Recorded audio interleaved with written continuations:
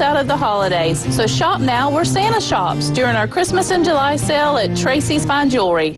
PCB Hobby, the beach's premier hobby store for sports cards, comics, coins, and trading card games. PCB Hobby carries the largest selection of boxes and packs from the latest releases of brands like Topps, Panini, Leaf, and more. Looking for a specific player or team? PCB Hobby has a wide assortment of raw and graded cards. They carry parallel rookie, game used, and autographed cards in both modern and vintage. Have a collection you want to sell? We buy, sell, and trade. PCB Hobby on Back Beach Road, just east of Florida Linen. Call 850-320-8388.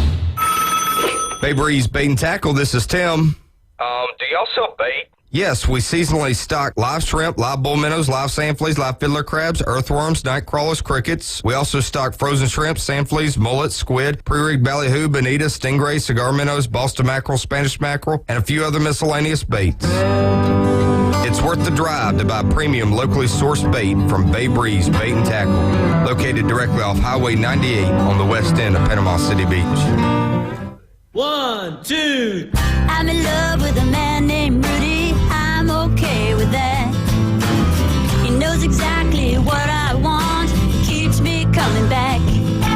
Cooks breakfast, lunch, and dinner for me. Does the dishes too.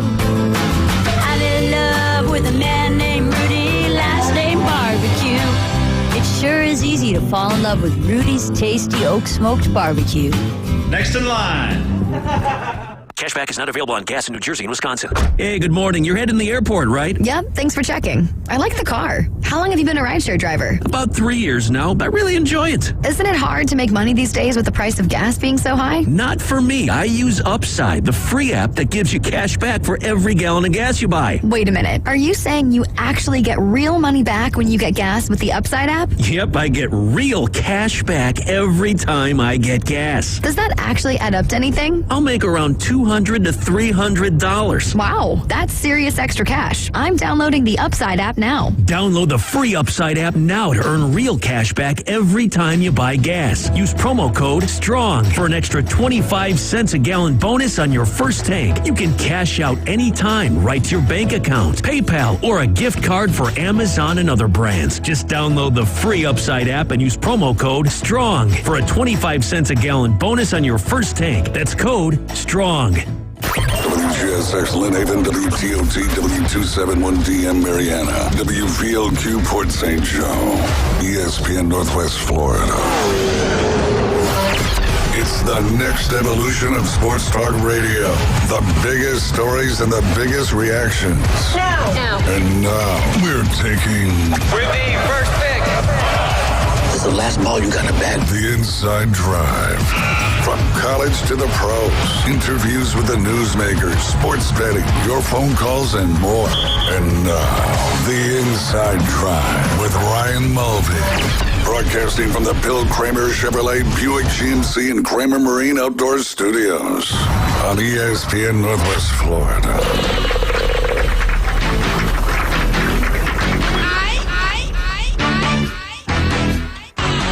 And good Friday morning here in the Florida Panhandle. You're listening to the Inside Drive live here on ESPN Northwest Florida. As always, joined by our Director of Instruction out there at Bay Point Golf Club, Jay Henley, and then DJ Davey Crockett behind the glass spinning those tunes for us. Don't forget to check him out every afternoon, Monday through Friday on the Afternoon Underdogs. We are sitting inside the Bill Kramer Chevrolet Buick GMC and Kramer Marine and Outdoor Studios. You can listen live and local on 104.3 in Panama City, 101.9 along the Forgotten Coast. You can always watch us on Facebook, YouTube, and Twitch. Just search ESPN Northwest Florida. Visit us at ESPNPC.com. Click that Listen Live button. And as always, download that free mobile app so you can take us anywhere you're going as long as you have internet connection, which is pretty much everywhere this day and age. Just search 104.3 ESPN Northwest Florida inside the Google Play or Apple Store. Jay, how you doing today? Doing fantastic, Ryan. How you doing? It's Friday, baby. It's a Friday. It's Yes. going to be a fun Friday. It is. Yeah, I've got some interesting topics to chat about today. That's for sure. But real quick reminder to everybody out there: make sure you go vote for the Best of Bay. Even if you're not voting for businesses we tell you to, we appreciate it if you would. But support all the local businesses here in Bay County, and it's an honor to win that Best of Bay competition. It's truly a competition of your customers and your peers and your friends and family. So go out there and support that. With that being said, I got it all squared away. There's just Bay Point Golf Club on there now. We got it all fixed. That's cool. We got it worked out. So vote Bay Point Golf Club for best golf course. Trying to make it, I think, 8 years in a row. We've won it 7. We may have won it 8. Might be 7. I'm get confused now. Yeah. But anyway, vote 7 Bay Point. 7 or 8. Yeah. Vote Bay Point Golf Club Best of Bay, and then also vote Bay Point Golf Club Best Golf Shop. And then you got your hat on again today, looking good. You got to vote Beach House Sales and Development for Best Real Estate Company, as well as my beautiful wife, Beth Mulvey. Vote her Best Real Estate Agent. You can find that all there. Vote all the Kramer Best of Bay action. I'm sure Dave & Buster's is on there somewhere. Vote them Best of Bay. And then last but not least, vote Coach James Hale, Best of Bay for radio personality. It'd be one thing if he was on the radio this week supporting his own Best of Bay, but, beggars can't be choosers. That's it. He's just living the life. He is. He's living the life, that's for sure. And don't forget as well, we got the Blast at Bay Point. You got 2 more chances coming up today to win that round of 2. It's going to be at 12:40 on our show, so about an hour and 40 minutes from now. If you're the 10th caller, you'll get a chance to play high-low. If you've been listening, it's been narrowed down to about, let's call that, I think it's 8 numbers. It's 10 separate, but that would be 8 numbers. I don't want to use my fingers on the air here. But, right. But one of the things, if you don't realize, if you watch us on YouTube, Facebook, or Twitch, you can just go back to one of those live streams and go to that 12:40 or 5:40, and you can see listen to what those other guesses were. Would that be the hour and 40 mark? It would be. It's close. The live stream starts a couple minutes before we actually go live on the air. But I think people could figure it out. It's around that hour and 40-minute mark on both shows. And they should listen to all 2 hours. Yeah, that too. Yeah, well, we encourage that. Yes, as always. As always. That's the beauty thing when you have live stream. It saves it up But there. isn't that cheating? Is that cheating? No. That's not cheating. That's called work harder. There you go. Or work smarter, not harder. There you go. Yes. Use the resources you have. Yep. So just giving everybody a little tip out there on how to find out what those guesses have been thus far if you have not been listening over the airwaves. So we'll be excited to do that competition coming up at 12:40. Again, that's guessing how much money Jay lost gambling last weekend on the baseball scores, which everybody seems to laugh at. So I think we made the right decision there. Okay. Man. How's your betting going? Has it been going okay? As long as if I've been listening to Alan, it's not going so good. Hopefully he's not listening to the bunker right now. But Alan, if you are listening, I took the Braves and the Rays over 8.5 today, which could come back to bite me. That's a low over-under for baseball. You got 2 good pitchers, 2 good bullpens, and it's going to be a battle of a series. I almost bet the series outcome, but I didn't want to jinx the Braves. Yeah. See, that's why you don't bet on teams you love, because that's how my mind works. I'm like, well, if I bet them to win the series and they don't win the series, not only am I losing my bet, but then I jinxed them to lose the series as well. Could you do an over-under on the entire series? Is that a possibility in it with total runs? Yeah, I'm sure there's some books out there that could do it, but a lot of books will let you do the series outcome. You can bet who's going to win 2 out of the 3, or 3 out of the 3 on the series outcome. And I think the Braves were a slight favorite when it came to the series outcome against Tampa Bay Rays. Yeah, which I think did they lose last night? I'm pretty sure they did. They didn't play, did they? Or did? I thought I saw something where something happened in the Trop. Rays played the Phillies. I don't know what the outcome. Yeah, I think the Phillies won that one. I think the Phillies swept them. Actually, okay. I'm just saying stuff that I think I remember looking at, but we can always look that up on the old www. Yep, that old ESPN. Wimbledon's going on, Jay. It is. I know. I saw. You've been watching a lot of Wimbledon action. I have a little bit, not a lot. Yeah, our good friend Marvin Colley, he's been over there hanging out, watching. He's kind of bucket list, big time tennis guy, plays in those amateur world championships and all that stuff. So they've been over there rubbing elbows with Kate. Yeah, Kate Middleton. Is it Middleton? Yeah, it's Middleton. Middleton, yeah. Look at you. Yeah. Hey, yeah. I did. I saw that. I was like, man, how cool is that? Just that to is see cool. the princess. That's like one of those things, going to a Super Bowl or going to the Masters. I would say Wimbledon's probably the tennis one there. Yeah, you would think. See, I'm trying to read Dave's body language. The Phillies did sweep the Rays. 2 3-1 scores on Tuesday and yesterday, and then 8-4 on Wednesday. Ooh. Yeah, so that's obviously good for the Atlanta Braves. Or bad. Or bad. Yeah. Well, yeah, because they might be upset, but helps increase that overall lead in the MLB total standings, which I know really doesn't matter at the end of the day. But the Rays are now 57-33, and the Braves are 58-28, and they got a 3-game series starting today, running through Sunday. And kind of interesting, there's a little bit of cross, and they jump right into the All-Star game. Yes, sir. We'll go over that schedule a little bit later on today as well. Jay, I wanted to get your thoughts. Some comments came out. Brooks Koepka, obviously you think all the guys on the LIV Tour are un-American, so you may not even want to comment on this. I don't know.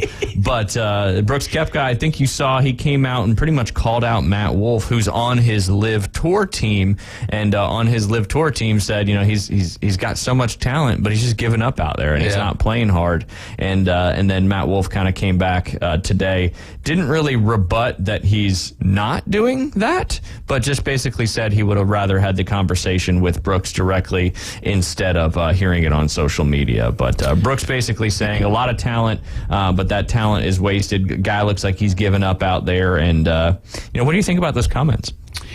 Well, I mean, I think Wolff could maybe enter the transfer portal, and we'll accept him back. Yeah, I mean, we'll bring him back to the States. Yeah. Okay.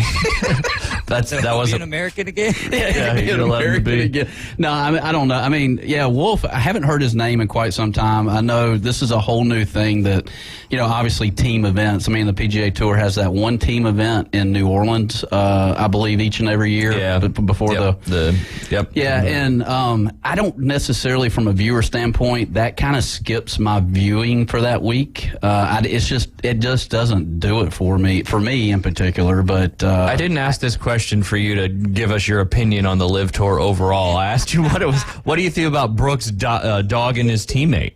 It doesn't matter because it's LIV. Yeah, right. This is a radio show. We're trying to discuss these sports It is topics. amazing to me, though, that he jumps to LIV, and then all of a sudden, like, I see his name, and I'm like, oh, that guy does exist. I mean, I remember him, like, obviously getting lessons from Gankus out on the West Coast and watching him, And Wolf's the guy with the crazy swing. Yeah, right, yeah. Where he goes Oh, yeah. out and way Yeah. back in. Yeah. I remember Maybe that's why. 3 years ago, I remember a lot of my, junior players, like, trying to mimic his golf swing. I mean, that was like a competition that we had. But I haven't really kept up with him. But You haven't really kept up with him? Yeah, I haven't kept up with him as much, cupcake with him much. But I don't know. That's tough. That's tough, man.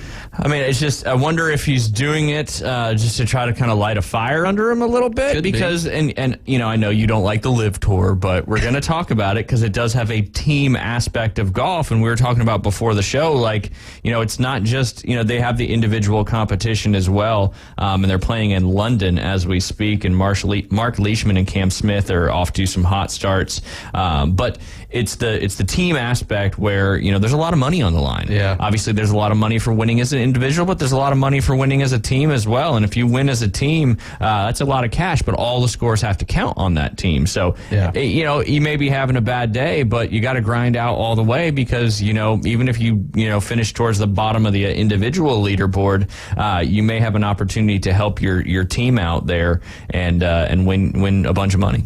Well, in all honesty, I mean, I think Wolff's just really struggled. I mean, he's just struggling as a player, and I don't know what it is. I mean, right before he went to the LIV, you remember he shot a few, like, not low 80s, but I think he shot some mid-high 80s in some tournaments, like a couple years ago. He's one of those, either he's really cold or he's really hot. Do you think that's because of his golf swing, being the instructor that you are? Hard to be consistent with those kind of moves? Could be, yeah. Timing is everything? Timing is everything. I mean, he obviously gets it way outside the plane on the way back. And then, way outside, and then super underneath. Slings it back in. Yeah. There's so much can go wrong when you're doing that. You would almost consider that the opposite of Ricky Fowler. I mean, like, the total opposite. Little Jim Furyk-esque? Yeah. Is that fair to say? Yeah. But way more dramatic than Furyk. Furyk kind of went back on a decent plane and then kind of looped around at the top and really got out in front of it and fired from the inside. But yeah, I just don't think he's good enough. I mean, I just really don't.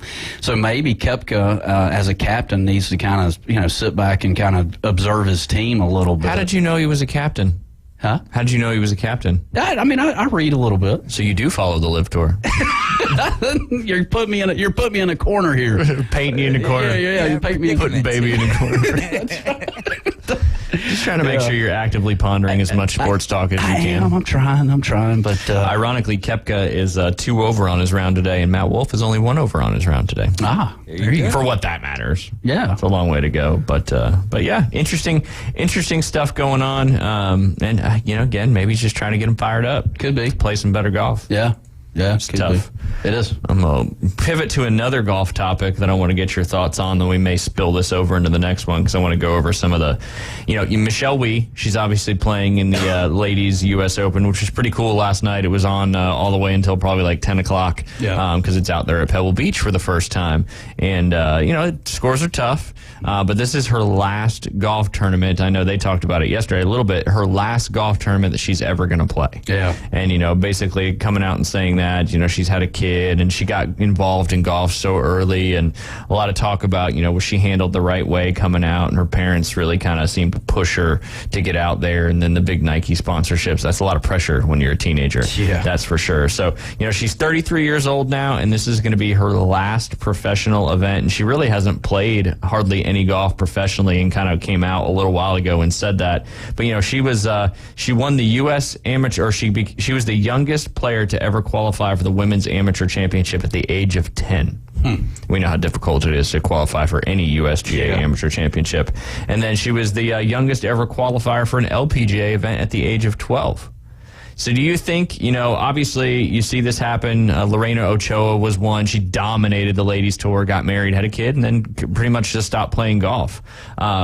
So what do you think about Michelle Wie? You think a lot of that has to do with how early on she got pushed into the game, and then now she's married, has a kid, all that stuff. And what do you think? Man, it's just peaking way too early. You got to let these kids be kids. And I don't know if you've seen the Tiger Instagram reel here lately, where I watched it the other night, where some kid interviewed him and asked him, Tiger, when was your peak? And Tiger ultimately said it was at the age of 10 because he had done 85 junior tournaments. And so if I'm Michelle Wie, what am I doing after Sunday if she makes the cut at 33 years old? What is life for Michelle Wie after 33? I mean, there's so much life to be lived. And man, that is. You got to let kids be kids, and to have a Nike contract at the age of, what'd you say, 12? Well, she was the first. I don't know when she got the Nike contract, but it was probably shortly thereafter, because she kind of became that phenom. She played on the PGA Tour event that one time, and a lot of pressure to win. Yeah, when you're getting paid that kind of money and that young, so, right? But I'm against it, man. I really am. Let the kids be kids, and let them go to college or let them do whatever they want to do, and then. Get in your mid-20s and figure things out. I mean, it's just, I don't know. It's just me looking at the glass half full. Well, and it's the kids wanting to do it, though. What's that? What if the kids wanting to do it? Yeah, that's a different story, but it's a good question. Yeah, that is a good question. That's why you host a radio show. Right, that's it. But 12 or 13 is somebody making a decision, that's, are they making the right decision at 13? You know what I'm saying? I mean, she's retiring at 33. That's that's not too bad. Right. Not too bad. That's true. Yeah. I like to see the other side of the story. I like what David's saying, but I just but what is Michelle? I'd love to ask Michelle Wie right now. What's your plans for your next hopefully 50 years on Earth? We'll see if we can get her on the horn before she tees off today. Out there at Pebble. Yeah, no kidding. But she had a pretty good career. Probably not living up to the expectations that were initially on. She only won one major championship, and that was the 2014 Women's Open Championship that was held at Pinehurst. But she never won the Chevron, never won the PGA, never won the Women's British or that Evian Championship, as well as there's 5 majors over there on the women's side. She did make career earnings of $7.28. That's just her official career earnings, not her endorsements, not the Nike contract, all that particular stuff. And 233 events played over the course of starting back in 2006. Didn't play any events in 2020, only played 6 in 2021, and then played 2 events last year. Yeah, I mean, it makes you wonder kind of, I mean, does she feel like she can't compete anymore? I mean, a lot of these guys just retired in early age just because they feel like they can't compete anymore. You know, and as a competitor, once you finally look yourself in the mirror and go, hey, look, I can't win anymore, you know, do you throw in the towel at that point? You know, maybe that's where she's at this point. I don't know. Let me throw that back at you. Is that where Tiger's at right now? Oh, yeah, 100%. Okay. Yeah, I think he's... I mean, he's almost 50 years old, or he's getting closer to 50 years old as well, so... I mean, I hate to... Like, with Tiger, you saw him grind it out at the Open, you know, with a limp knee, you know, like he's limping in. He had a chance to win, and then Tiger just throws in the towel now these days. I mean, he can be, you know, a few over par, and he'll come limping in, and then he'll you know, like he won't DQ, but he'll withdraw. He'll withdraw, and he just knows when to throw in the towel, I guess. But yeah, I think he's done, man. I really do. I'd love to see how Tiger feels about it being called throwing in the towel or just not being able to walk anymore. I don't know. Yeah, I don't know. Let's see if we can get him on the horn too. Yeah.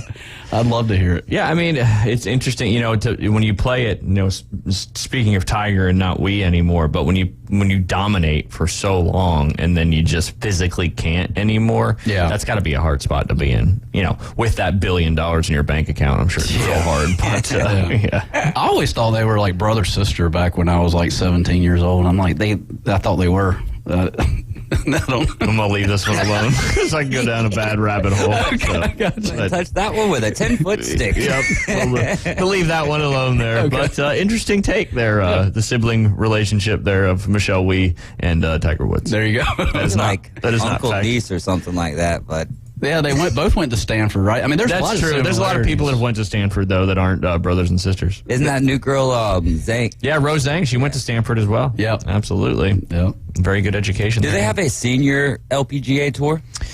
Oh, that's a great question. Oh, man. That's a great Whenever question. I'm like clicking the drop-down boxes on the Golf Channel's website, I don't ever see one necessarily. Yeah, it's called the Legends of the LPGA. Oh, that's a really good name. I just learned something today as well. And they play, and it must be probably relatively new if I had to guess. But that's, you know, it's probably kind of good. You got Julie Inkster and, you know, Annika Sorenstam and all those, you know, Laura Davies and people like that, Nancy Lopez playing on it. So, yeah. So do you think that Michelle Wie could take like another long hiatus, maybe a little bit longer this time, and maybe make some surprise appearances down the road? I mean, it's got to be so hard to never play, like when you're at the top, competitively speaking, and then just to never play true competitive, tip-top competitive golf anymore. I would imagine that would be hard, just to never do it again when you know you're going to be asked at least every other year. Yeah.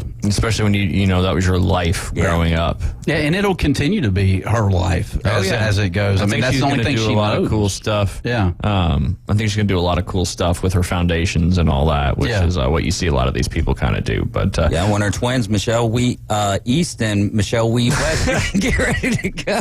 There you go. And their older brother Tiger. That's right. You know, they can play in little 3-person scrambles, dominate everybody. Tiger really missed out on a great opportunity to name his son Liger. Yeah, that's true. That is true. What a disappointment. I know. Didn't even think about that. Charlie. Well, when we get back, I want to talk about some of the 21 famous athletes who retired earlier than expected.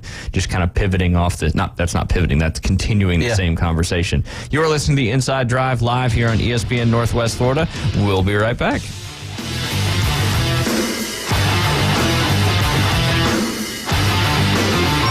ESPN Northwest Florida presents The Blast at Bay Point. Sean, are you out there?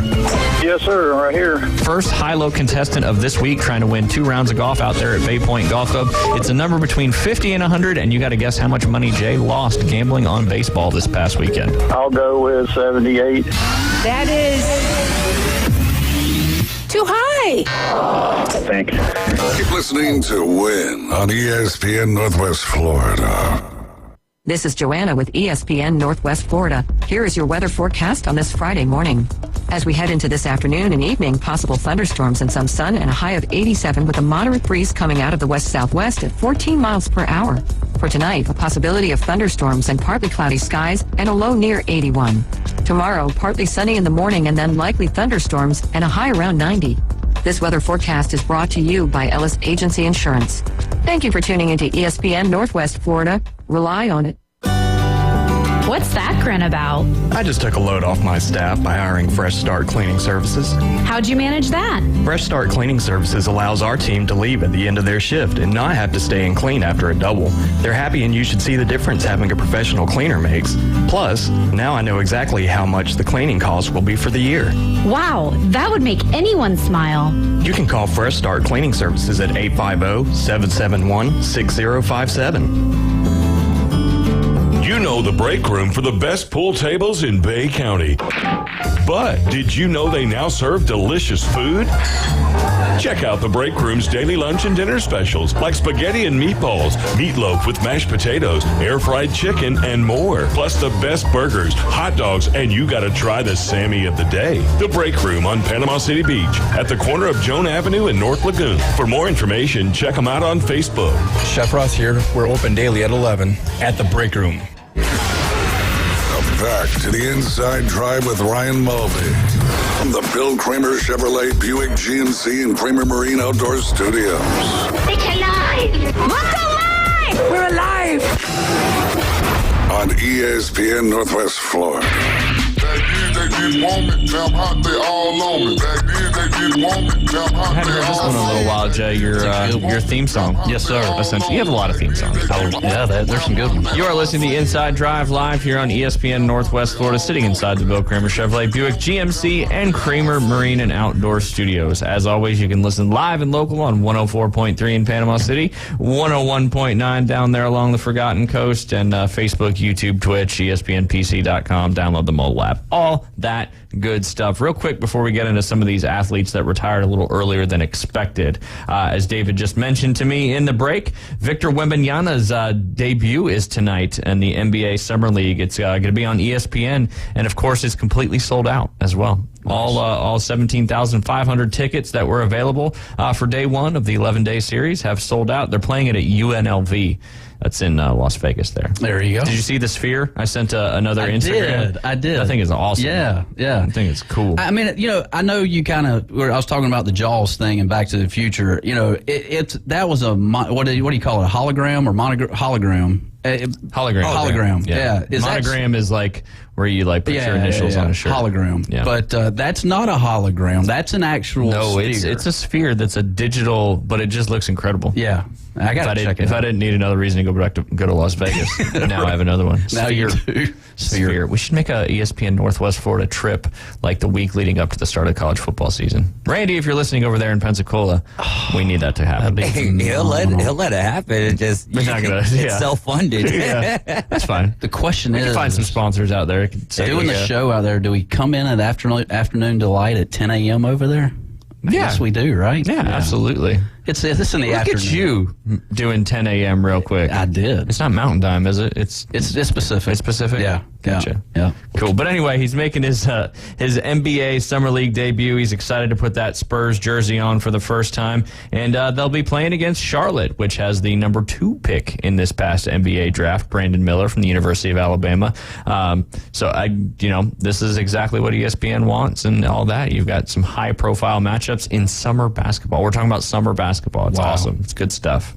I can't wait for this, honestly, just because it's going to be the start. Yeah. And we're going to be able to see, how he stacks up against the G League talent, essentially. Yep. So it's going to be good. Like, Chet Holmgren was a highly touted pick last year, went to the Oklahoma City Thunder, and he's very slender, like Victor Wembanyama. Doesn't have the height that Victor possesses there, but, they're hyping him up with this block that he had, and I'm like, look at who he blocked, guys. Like, come on, we're watching these little highlights, and it's like editing someone's words and taking it out of context, and just like, here's a highlight. That's great. Absolutely. But how do you say his last name again? Wembanyama. Wembanyama. Yama. See, I don't know how to say this. You shouldn't ask me. Yes, Wembanyama. Yep. Okay. Yeah, I've been saying Yana for so long, and then It's hard with the Y and the N. It makes you want to say Jan. Right. So it's Wimbenyama. Sounds like we better get used to his name, is what it sounds like. Sounds like it. It's going to be around. Yeah. well, but either way, even if he doesn't work out, he's going to be one of those Jamarcus Russell. Like he's going, regardless of if it works out or not, he's going to be talked about for a good portion of the future. Yeah. Yep. Whole Jamarcus Russell. Hadn't heard that name in a little while. Yeah. LSU Oakland Raiders, right? Yep. Oakland Raiders at the time. Yeah, they were the Oakland Raiders at the Obviously. time, and just didn't work out. Yeah. So talking about retiring earlier, we were talking about Michelle Wie in the last segment. She's playing her last professional golf event today. I'm going to run through some of these, and we can talk about some if you want.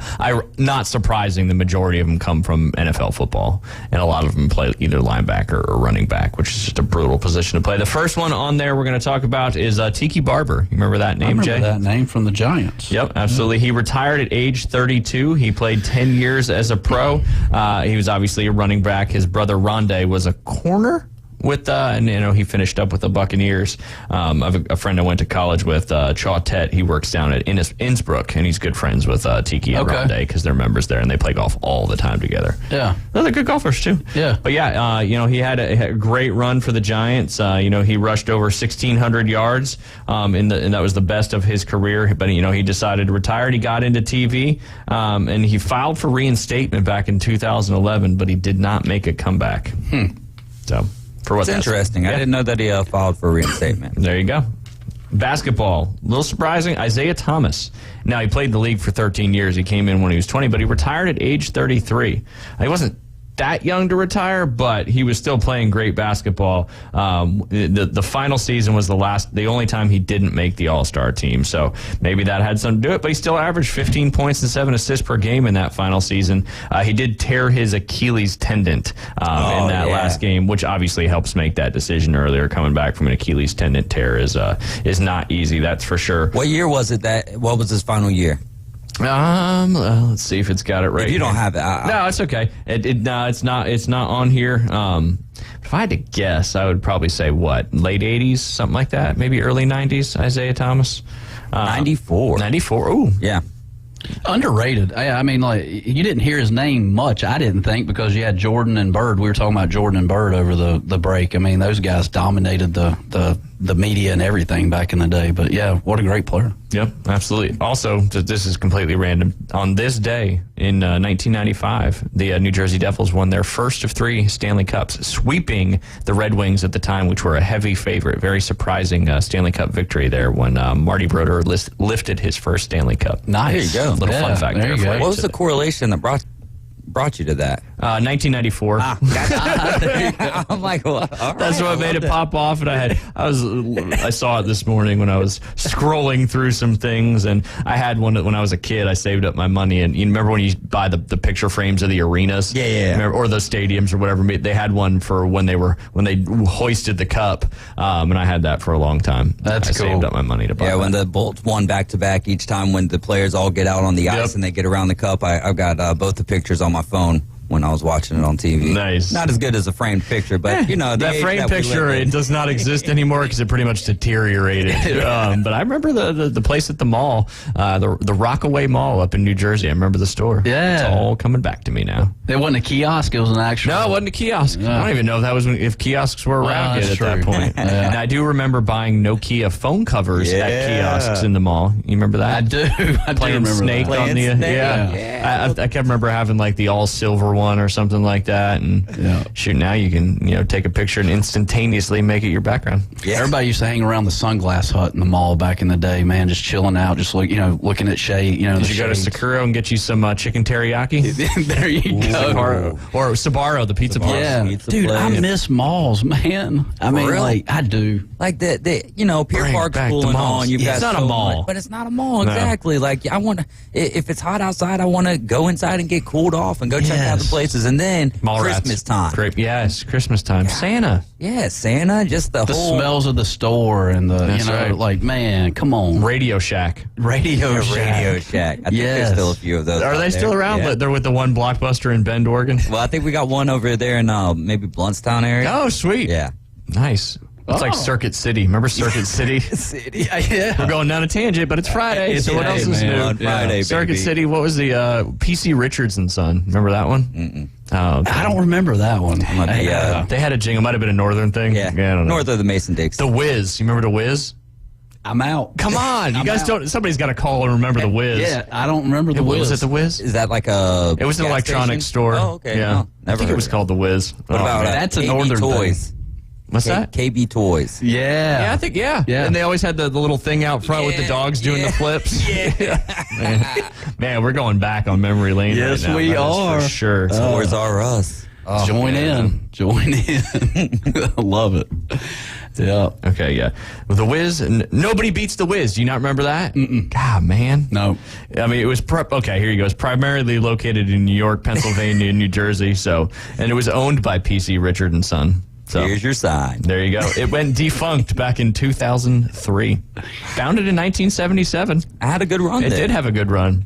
I was at a mall. I was at Tallahassee Mall. I was at Tallahassee Mall last Christmas. We had went to the Florida State Notre Dame basketball game. Ooh, nice. And had a minute to walk into a mall, and that was a good time? That was a great time. You can get everything you need. Yeah, it still had the feel of a mall. Yes. You know what I'm saying? Yes, and absolutely. now they're turning them into pickleball courts. I mean, that's what I hear. Like just an entire indoor building of pickleball courts? Yeah, they're all turning into pickleball See, courts. why not multi-source it? Have pickleball courts like next to the food courts or something like that. Get a grocery store inside of the mall, and then it really is a one-stop shop. Yeah. Entrepreneurial David over here. I love it. You ever been to the Mall of America? I haven't. That's on my bucket list. That's still around, right? Yeah. They have a golf course in there, right? They have a golf course in the mall? They do. Come on. I'm not kidding. Or if I'm lying, I'm dying. Like a real golf course? Like with turf, grass. I don't know about real turf, But it's an actual golf course. I would imagine it'd be real turf, right? Well, no, I'm saying like grass. Like, do they got a hole in the roof to get the sunlight in there? That's if it's still there. Hydroponic golf course. Yep. There's an idea. Yeah, because I mean, like as a golfer, you hear about it like 20 years ago. There's a golf I course. see in a David mall. back there on the old computer checking this thing out. Yeah, Fact checking you real quick on the searching it up. What I'm seeing is Moose Mountain Adventure Golf. That sounds like a mini golf course. Oh man, no, are you serious? I thought it was a little par 3 course, to be honest. How are they going to hit par 3 shots inside a mall? You got to flight it down a little bit. That seems safe. What happens if you hosel rocket one into everybody walking? It sounds like a great idea. It sounds fantastic. Yeah. An idea that has not come to life yet, apparently. Oh, man. We keep going down this rabbit hole. But you remember Earl Campbell? He played for the old Houston Oilers. Yep. He was 8 years as a pro. He retired at 31. He began his career by leading the NFL in rushing yards 3 years in a row. Injuries obviously played a part of his decline. He retired in 85 after being traded to the Saints in 84.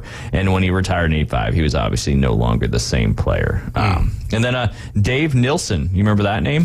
I do not, Ryan. He was a baseball player. He retired at age 30. He was 8 years as a pro. If my dad was listening, my dad definitely remembers Nobody Beats the Wiz. Definitely. If you're listening, Gucky, out there, just back me up on this.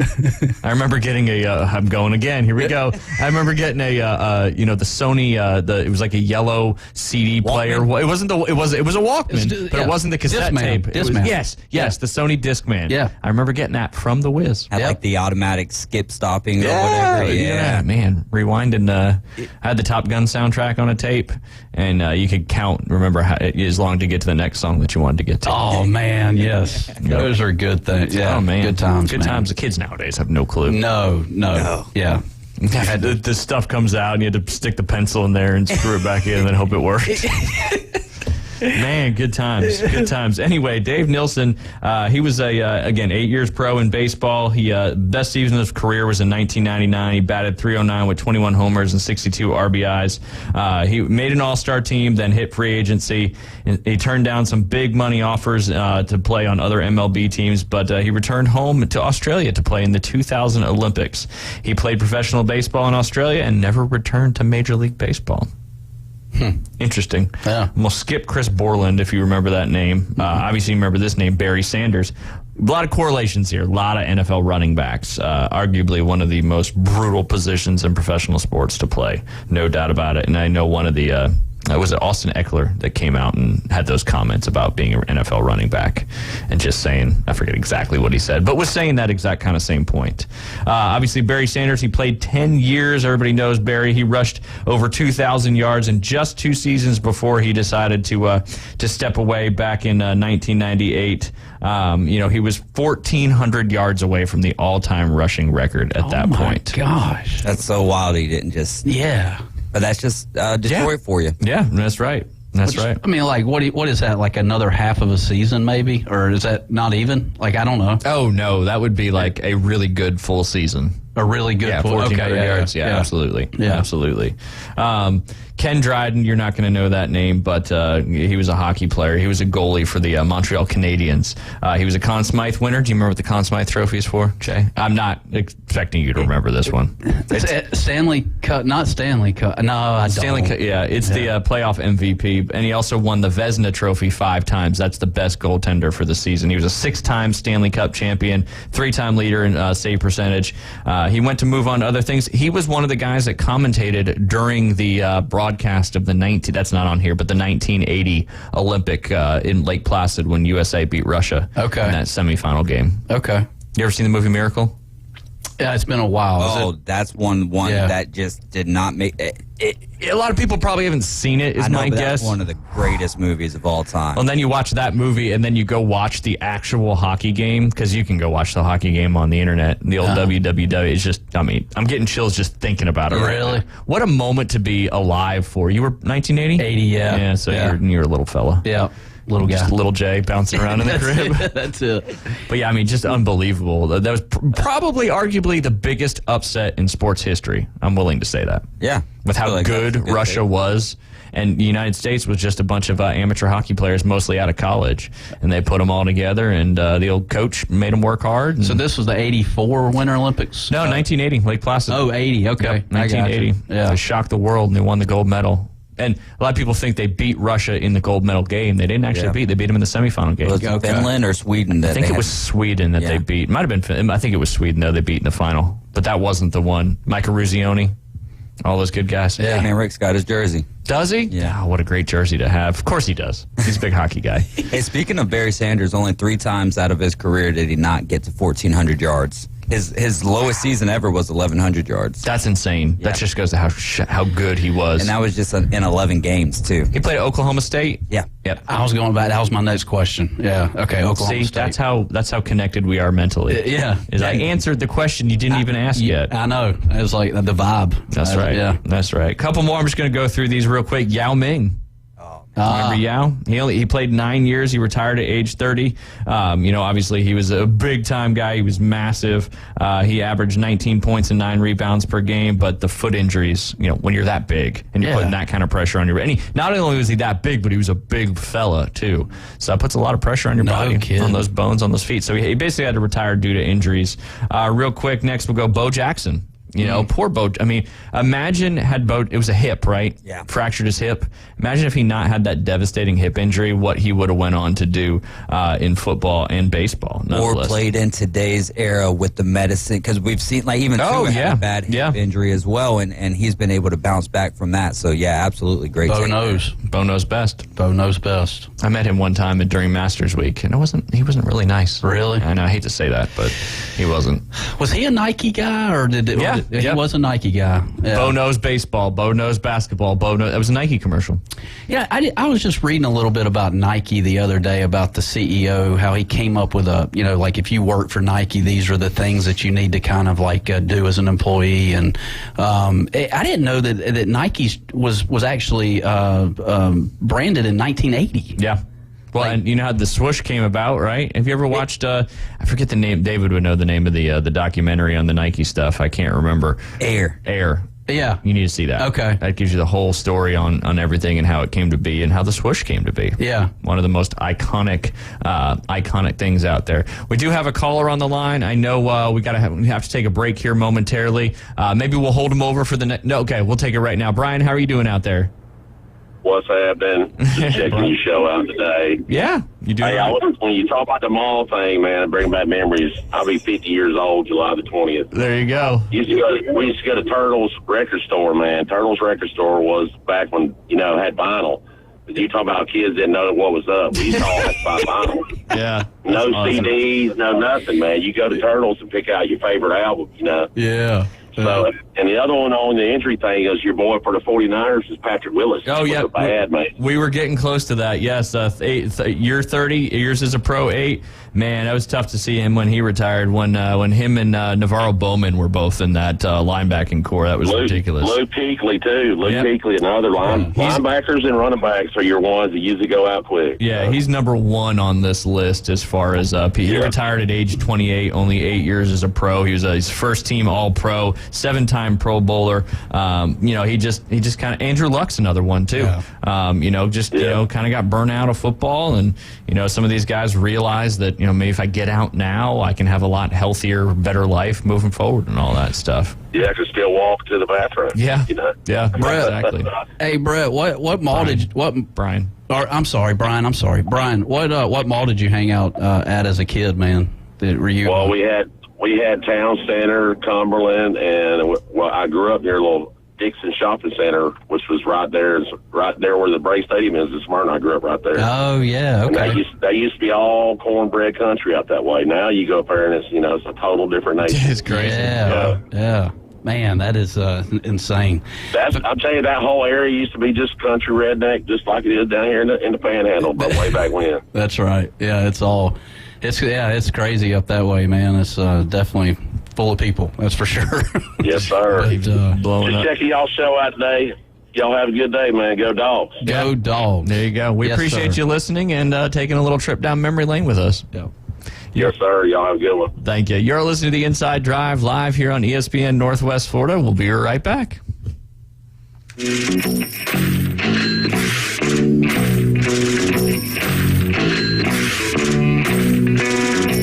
ESPN Northwest Florida presents The Blast at Bay Point. Sean, are you out there?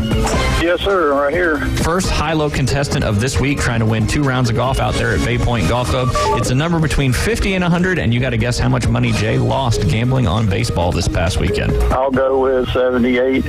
That is too high. Thanks. Keep listening to Win on ESPN Northwest Florida.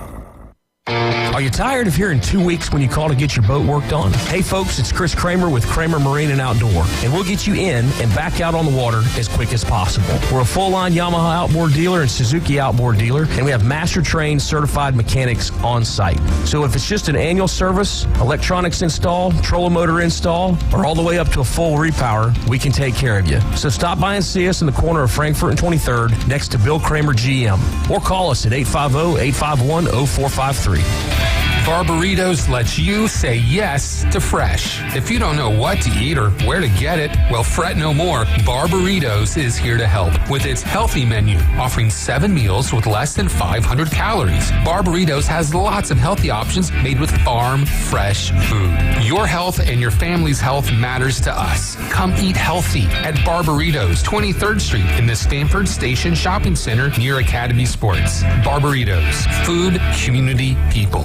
Signworks, a business serving businesses since 1985. Everything from signs and banners, vehicles and boats, magnetic and real estate signs, contractor signs, and much more.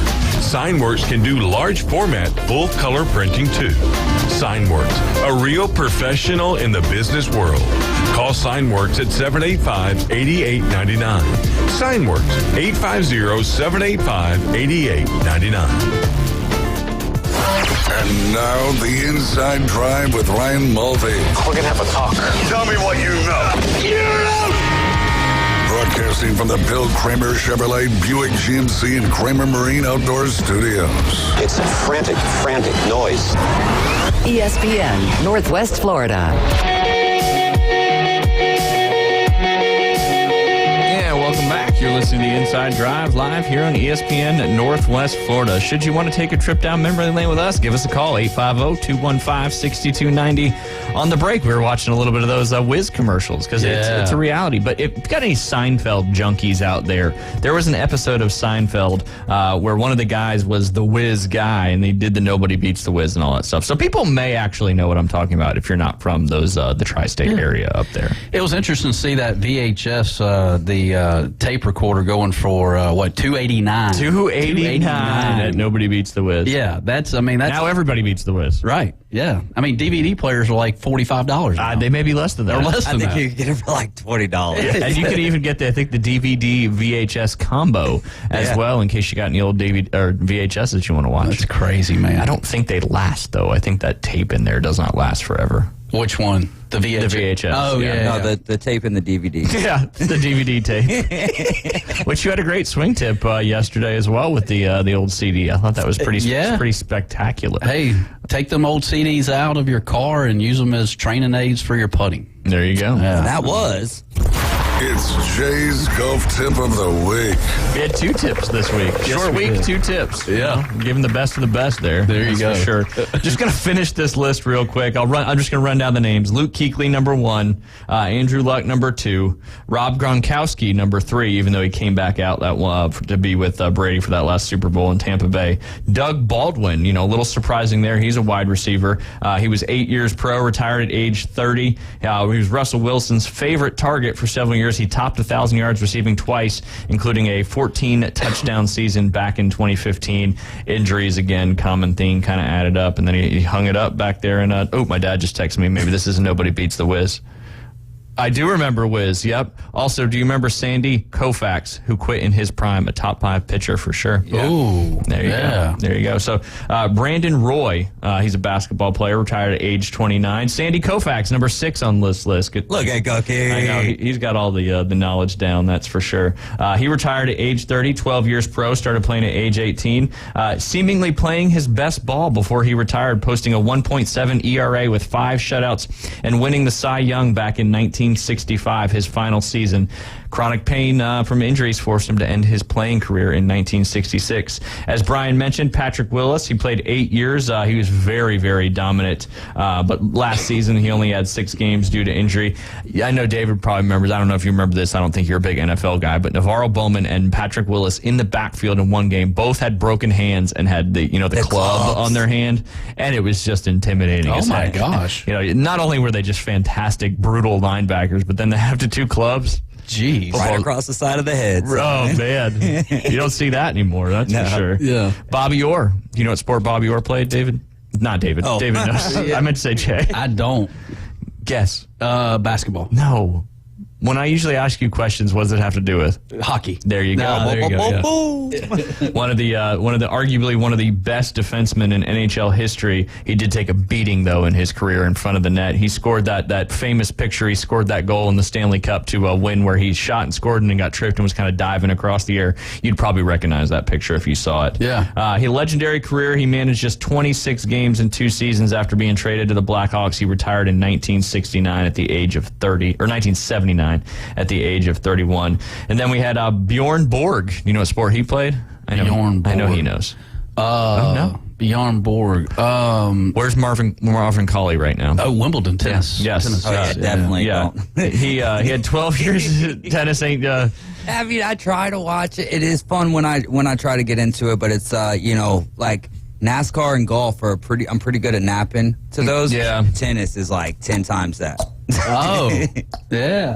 Yeah, it's like a little metronome for sleeping. Get a little I tired. have to try that on my next nap, David. I like that. There you go. I don't feel like you have to try very hard. No. Yeah, you took 3 naps on July 4th. That's un-American. Hey, man, I got to get ready. I got to get ready for the show every day. Yeah, you got to recharge. It's hot out there. It is. It's not hot in here. It's nice in here. That's for sure. Obviously, he was a tennis player. He retired at the age of 26, but he was an interesting fella. He won 11 Grand Slams. He just got tired of playing tennis. Mental burnout, which you probably see. Calvin Johnson, another wide receiver out there. A lot of people were disappointed when he retired, but he's kind of one of those guys. What else was he going to do?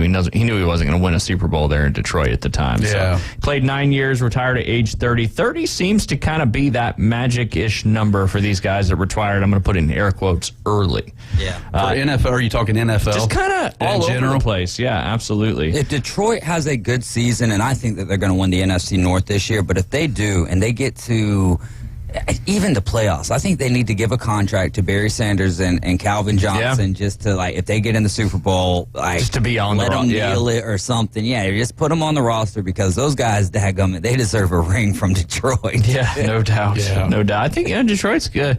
I think Detroit's definitely, I don't know what the odds are, but you would think it would them and Minnesota probably hand in hand. Yeah, it's got to be one of those two guys. And well, I mean, you never know. Jordan Love could come out and surprise everyone. Justin Fields could have a huge jump this year, but for me, it's going to be the Lions or the Vikings, and we're going to find out about those Lions pretty quick. Week 1, going up against the Chiefs. So. That's right. Oh, there you go. That's right. Some good stuff there.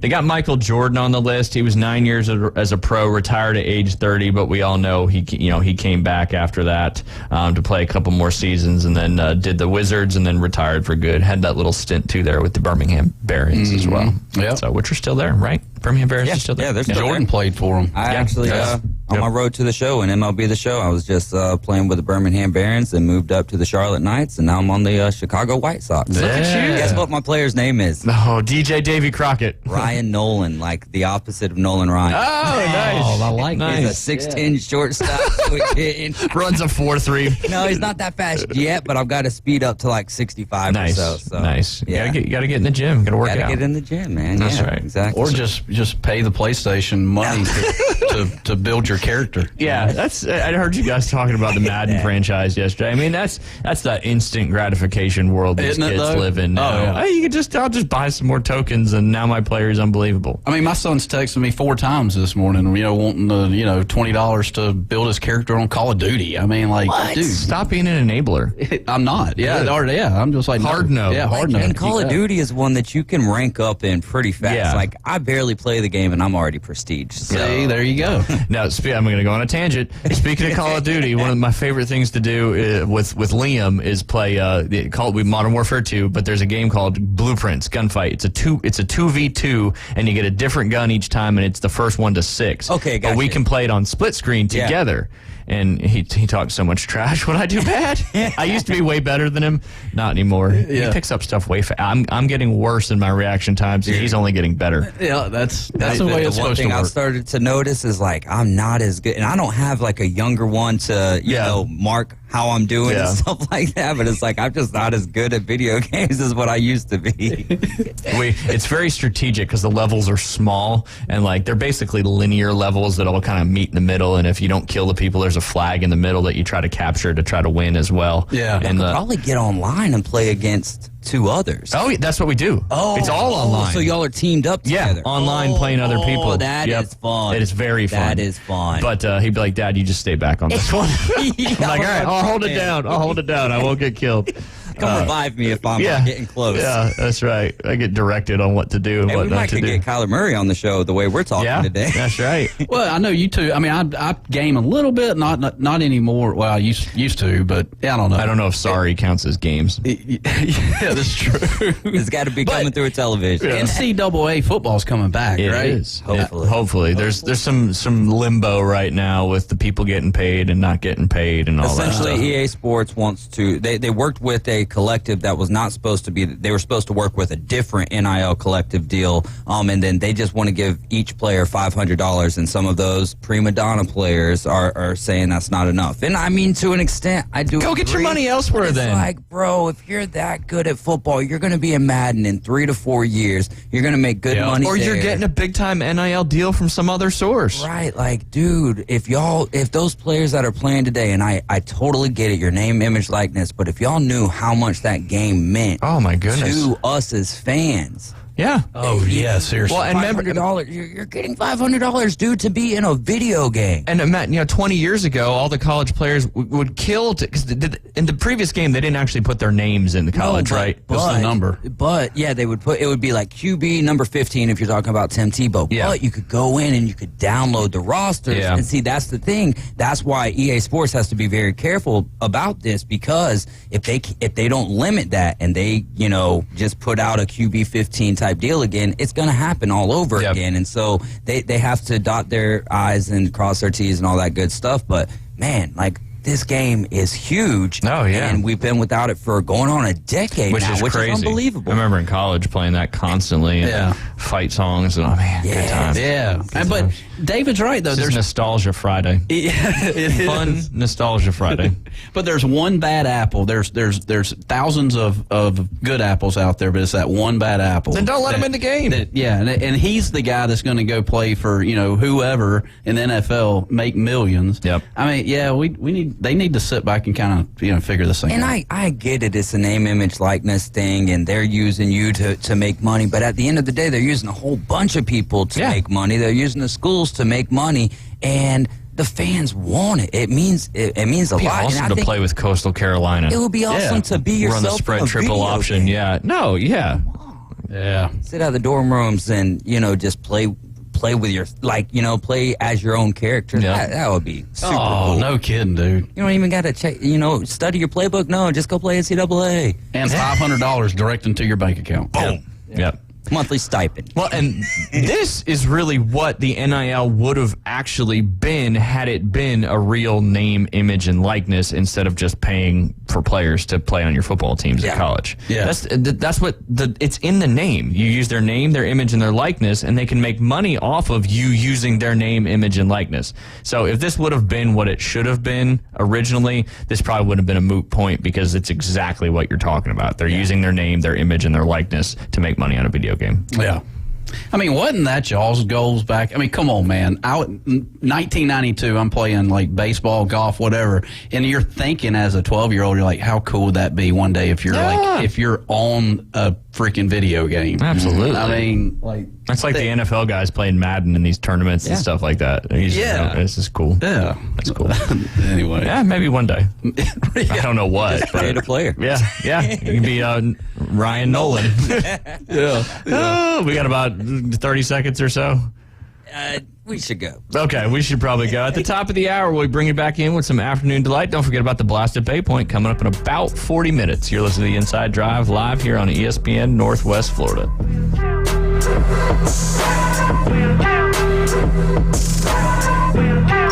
ESPN Northwest Florida presents the Blast at Bay Point. Sean, are you out there? Yes, sir. Right here. First high-low contestant of this week trying to win 2 rounds of golf out there at Bay Point Golf Club. It's a number between 50 and 100, and you got to guess how much money Jay lost gambling on baseball this past weekend. I'll go with 78. That is too high. Thanks. Keep listening to Win on ESPN Northwest Florida. Good afternoon. This is Joanna on ESPN Northwest Florida with your forecast on this Friday. A possibility of thunderstorms and mostly sunshine the remainder of the day with a moderate breeze coming out of the west-southwest at 14 miles per hour and look for it to be 87. Tonight, there will be a likelihood of thunderstorms and partly cloudy skies with the temperature reaching 81. This weather is sponsored by Mid-South Lumber, the best little lumber yard in Panama City. Thank you for keeping that dial on ESPN Northwest Florida. Rely on it. Los Rancheros has been doing it right for 20 years. Los Rancheros brings a top-shelf dining experience to you with the opening of their beautiful new building. Watch all college and pro games on Los Rancheros' 14 large-screen TVs with great drink specials daily from 2 to 5 and during all the games. Los Rancheros, the place for live sports and great food on 23rd Street between Jenks and Harrison. WGSX Lynn Haven, WTOT, W271DM Mariana, WVLQ Port St. Joe, ESPN Northwest Florida. PCB Hobby, the beach's premier hobby store for sports cards, comics, coins, and trading card games. PCB Hobby carries the largest selection of boxes and packs from the latest releases of brands like Topps, Panini, Leaf, and more. Looking for a specific player or team? PCB Hobby has a wide assortment of raw and graded cards. They carry parallel rookie, game used, and autographed cards in both modern and vintage. Have a collection you want to sell? We buy, sell, and trade. PCB Hobby on Back Beach Road, just east of Florida Linen. Call 850-320-8388. The only place to get sports betting coverage on the radio.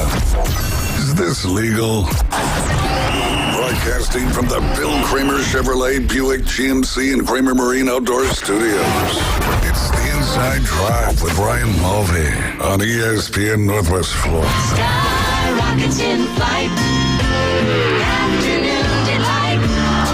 And welcome back. You're listening to the Inside Drive live here on ESPN Northwest Florida, taking you down memory lane all morning, it seems like. Now we're going to switch over to the afternoon and talk about maybe some sports. There you go. Maybe some more nostalgia. Yeah. You know, bring back malls. There you go. And it's not Sakura, it's Sarku. I looked that up. I was completely wrong. And there's still one in Tallahassee and Pensacola. Yeah. And still all over the eastern seaboard, as a matter of fact. What was your go-to there? Mine was teriyaki chicken. Oh, was there even anything else on the menu? I don't know.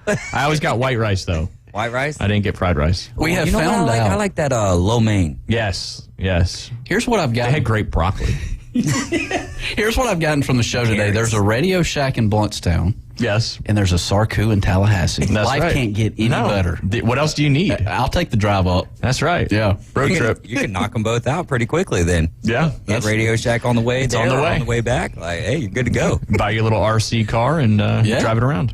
Nice. Man, it is Friday. It is Friday. You're listening to the Inside Drive live here on ESPN Northwest Florida, sitting inside the Bill Kramer Chevrolet Buick GMC and Kramer Marine Outdoor Studios.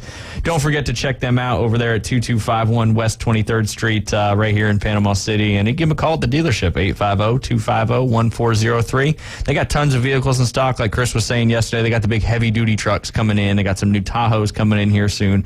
I wonder what that new Tahoe will look like. Ooh, man. I'm sure it'll be cool. Yeah. It'll be pricey, but that's how it goes this day and age. But that's just how it is. And then don't forget about Kramer Marine and Outdoor. You need to get your boat back out on the water. You're tired of waiting to hear, as Chris would always say, tired of hearing 2 weeks to get your boat fixed? Give them a call over there at Kramer Marine and Outdoor, 850-851-0453. They are also a Yamaha power dealer, so they have pumps and various other Yamaha power products. But they are a Yamaha outboard full-line dealer, Yamaha Master Certified Mechanic on staff. They have Seabourn, Spider, and Sundance boats, all part of that CRI family. And Skeeter boats coming in here pretty soon. Not just bass boats, they're now bay boats. And you can check out all their used and new and used inventory at KramerMarineandOutdoor.com. Speaking of cars, Ryan, I was thinking a couple of years ago, during COVID, a lot of places just kind of shut down. Been pondering on this one for a while. I'm ready. Long term, actively pondering. There you go. Yeah, this is good. Like where we're going already. We had a member at our club that it was April 2020 up in Atlanta, and he decided to do the vending machine shopping for the cars, and come to Carvana. There you go. Yeah. This made Atlanta news, by the way. Ooh.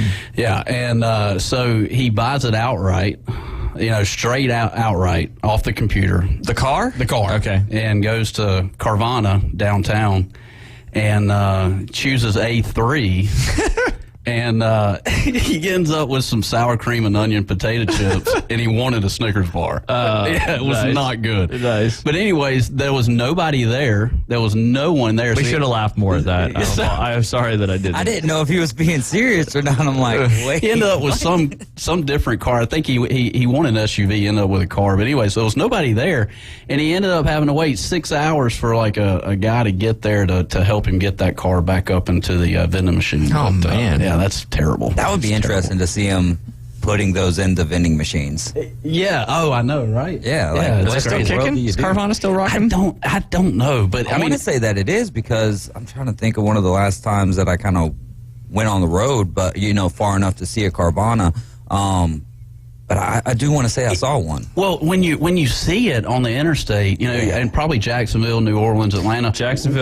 New Orleans. Yep, absolutely. There's a Carvana in Pensacola. Oh, there you go. We should give them a call. But when you're driving along and you look at it, you automatically think you're like in a Matchbox movie. Yes. Because it's like, dude, there's it's crazy, man. I just want to get one to come out so they have to put it back in. I'm just kidding. I don't really want it. No.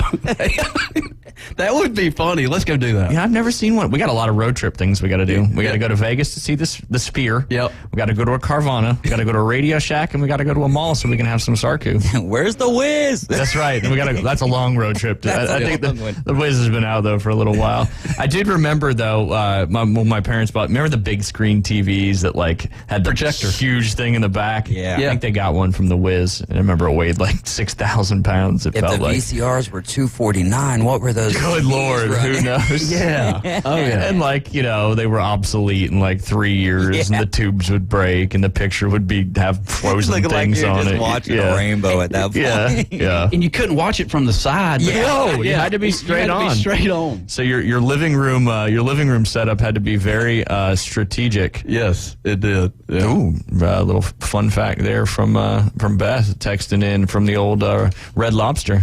Ooh, it's a popular place right now. It's packed out. Yeah. I don't want to get on a tangent about Red Lobster now, but I might. I don't know. Them biscuits, though. Strawberry daiquiris, shrimp scampi, and cheddar biscuits. There you go. Virgin strawberry daiquiris. Yeah. Virgin strawberry daiquiris. It is Friday at noon. I mean, it's getting there. Yeah. It's getting there. It's true. Yeah. It's true. It's the afternoon. Should we talk sports? I got a question for sports. I like this. I like this. So the MLB All-Star Game, Yes. for back in the day, they used to wear their own team uniforms and their own hats and stuff. How do you guys feel about that? Do you like the new way of them wearing the National League or the American League and all of that good stuff, or would you rather see them revert back to the uniforms? I'll let you take this one, Henley. Yeah, I want to see them in their actual uniforms from the season. I mean, that's just me. I think that's just something I grew up watching, and I don't know. I mean, that's all I can really say. I like to see them. I would like to see them in their home whites and their gray aways. You know what I mean? Nothing fancy. Don't even wear the City Connects. If it's because the whole reason they even do this is to create another jersey for fans. For merchandise. So what they could do is they can use, like Seattle this year, they're going to have a blue and like a teal jersey. So that's going to be your National and American League. So what they could do is put the team's logo instead of it saying National or American. If you got to create some more revenue, then use the team logo and then let them wear their regular team hats. See, that's what I was going to say. Because it's like the Pro Bowl. Yeah. Like, I want to see the team's helmets. That's why I was going to say I liked the Pro Bowl because of that. They're wearing the NFC and the AFC jerseys, but then they're wearing their helmet. Yeah. And they do that with the Senior Bowl in college too, don't they? Yes, they do. Or something like yes, that. they do. Yeah. So I can go either way, but if they're going to wear the NL and the AL jerseys, I like them to wear their regular caps. It's all going to be Braves this year anyway. So. Yeah, they're going to pretty look much like Braves a solid and Rangers. team. Yeah, absolutely. Can't wait for it. And speaking of the All-Star game, kind of this All-Star weekend week kind of gets kicked off tomorrow. You got the Futures game, and then you got the Celebrity Softball game, which is always fun to watch as well. And then on Sunday, you've got the 2023 MLB Draft. They've added it as part of the All-Star week now. That's going to start at 4 p.m. Pacific time, which is 6 p.m. here in the Central time zone. So that'll be cool. And then on Monday, the Home Run Derby, that's going to get kicked off. I'm sure it's at night, be on ESPN, but that'll be awesome to watch. And then the actual All-Star game. You know what? We're going to have that. I'm going to get that on the air. We're going to have that on the air, the Home Run Derby and the All-Star game. Yeah, that'll we're going to work on that here with my afternoon. Yeah, that'll be cool. So you can tune in right here on ESPN Northwest Florida and listen to the All-Star game while you're out and about. Yeah. We'll probably be out and about Monday night with some practice, so you'll be able to tune in and listen to the All-Star. That'd be a fun thing to call as a radio radio guy. Yeah, calling because you're just calling home run after home run after home run. Right, that's true. Well, no, because I think with the you've got a lot of time to kill in baseball in general. So even with that Home Run Derby, you're going to have some. He's going to take some pitches and stuff like that. But there's going to be so many factoids that you can talk about just because you're at an all-star event, right? So there's going to be a lot of storylines to be able to talk about, and I'm sure plenty of interviews with the players. Oh yeah, that's just cool. They got them mic'd up, the kids, the family. It's just a good time. Oh yeah, good time for sure. And then that All-Star game will get kicked off on Tuesday, July 11th, right there in Seattle, over there in Pacific time. So it'll be a little earlier for us, which is pretty cool. Who do y'all got winning the Derby? Good question. Good question. I need to see who's in the Derby Okay, first. so you've got, all right, your matchups are going to be Luis Robert. He's going up against Adley Rutschman. Adley Rutschman's a switch-hitting catcher. A catcher's never won the Home Run Derby. So that's an interesting fact there. The 2 seed is going to be Pete Alonso. He's going up against the hometown hero for this event, Julio Rodriguez. Then you're going to have Adolis Garcia going up against Randy Arozarena. That's the 4 and the 5 seed. And then I'm trying to think on 3 and 7. So 3 and 7 is Mookie Betts versus 6 Vlad Jr. Yep, and then Adolis Garcia. Adolis Garcia, and all these Latin names I don't do well. I know you do really well with Latin names. Do I? Yes. Was that you rolling your R? Yeah, I'm trying to. You did good. Like Sophia, what's her name? Vergario? Gregario. All right, Jay, we'll let you pick first. You got Luis Robert Jr. as the number 1 seed, and then you got Adley Rutschman as the 8 seed, Pete Alonso 2, Julio Rodriguez is 7, Mookie Betts is 3, Vlad Guerrero Jr., and then Garcia and Arozarena. It sounds so nice when David says it. Yeah, it does. I know. But if you add that little J, Arozarena. Yeah. You can do it too, Dave. It sounds like Rosalina from Mario Kart. Well, since we're on the R's, I'm going to go with Rodriguez since he's the hometown guy. There you go. That's a good pick. That is a good pick. All right, so you took Rodriguez. Are you going to write this down in your white thing there? So you got a couple doodles, some stars, looking good. I'm surprised you're not drawing those S's with the 3 lines and then connecting them. You probably got one. Do we want to do a business card Friday like we did? Can. Yes. Yes. Hold on. Let's finish our picks, then I'll pick a business card Friday.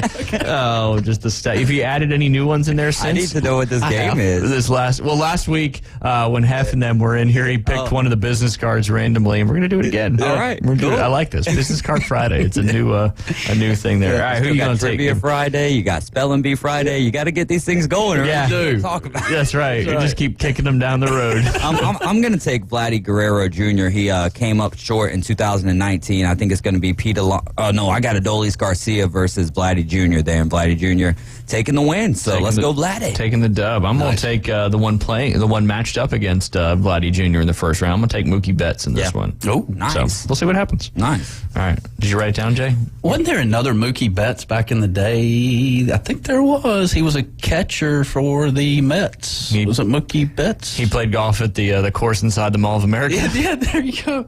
Yeah. All right. So who'd you take? You took Garcia? No. I took Rodriguez. There you go. Julio. All right. And he's got Vlad Jr. and I got Mookie Betts. Write it down. Yeah. Vlad Jr. is David. Yep. I've got Mookie. And then you've got your boy Julio Rodriguez. Marcus Betts. Look at you. It's an M and a Betts. Yeah. M Betts. Marcus Betts. Marcus Betts. Okay. There's only one Mookie. I'm thinking of Mookie Blaylock. That was I got you. That's who I'm thinking of. Yeah, Mookie you Blaylock. combined two there. Yeah. Rolling around on the old Jay's noggin up there. There you go. You did good. Oh, no. Mookie Wilson. Mookie Wilson might have been the catcher that you were talking about. Mookie's first name is Marcus. Okay. All right, we're I had to disable my ad blocker. Yeah. You got to get it out of the way. That's for sure. Yep. You got them written down? I do. All right, before I talk about this next random topic, let's hit Business Card Friday real quick. Do a little business now, do I have to mention it after I pull it out?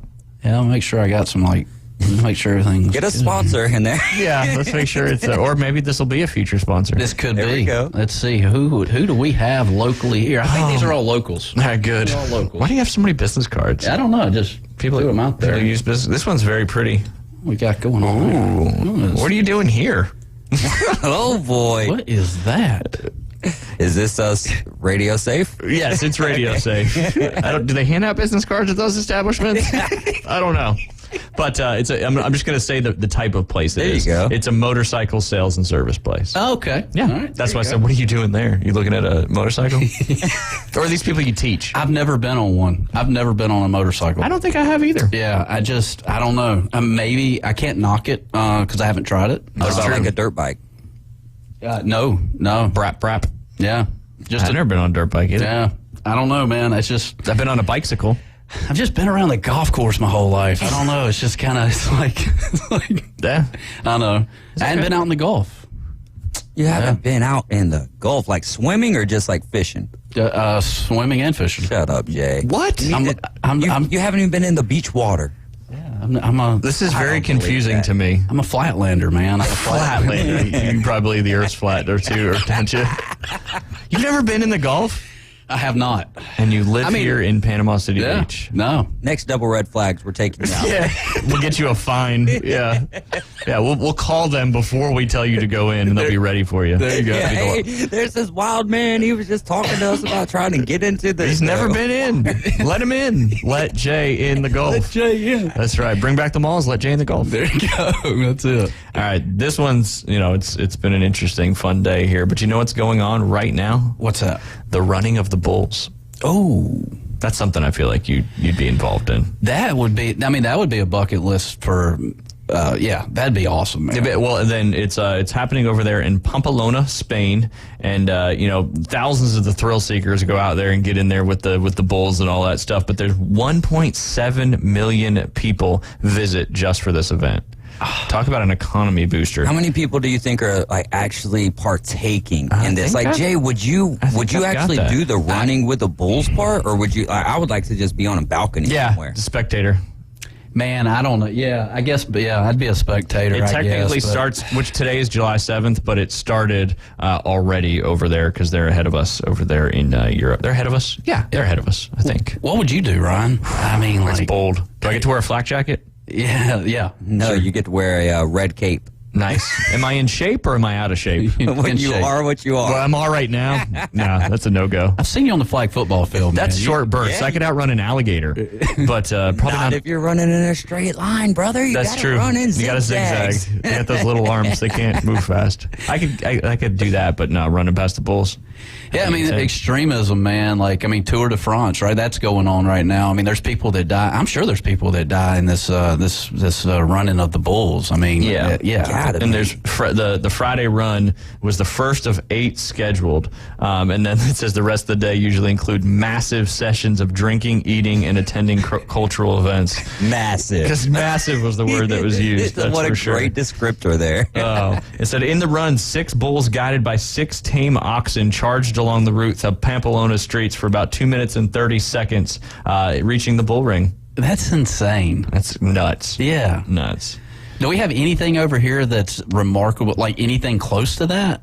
Mardi Gras? Maybe? I don't know. We've got some. I'm sure that there's some things that are going on that are pretty wild. I mean, backyard wrestling's pretty. Yeah. Kimbo Slice. That's true. Is he still kicking? Probably not. Yeah. It's an interesting topic. Street Fighter. Yeah. Street Fighter 2 Turbo. Yeah. Great game. There you go. Hadouken. That's it. Tiger Knee. What a great game. Oh, I love it. Such a great game. God. You had to use Ryu. Yeah, I didn't want to speak out of pocket here, but he passed away in 2016. I thought he did. Oh, man. I thought he did. Dang. Probably had a heart attack or something. It says... Not that we're worried about... I mean, yeah, but anyway, back to the bulls. But it's sad at the end, all the bulls, at the end of each day, they take the bullfighter. The bulls go to professional bullfighters, and they're actually killed. Really? Yep. So PETA and all them, not a big fan of the running of the bulls and all that kind of stuff. It is. I mean, it's certainly cruel, but it's a festivity. That's for sure. 1.7 million people. So I just thought that that was an interesting little factoid that was going on as we speak. Well, those streets over there have to be like if you ever walked in Savannah on River Street, they're all like like stone streets, cobblestones, Yep. and so one little trip, man, and you're toast. You got to be light on your feet out there. That's for sure. All those crowds running through. Yeah, you don't want to trip. You're toast. They said nobody got gored in the first day. So the first running, nobody got gored.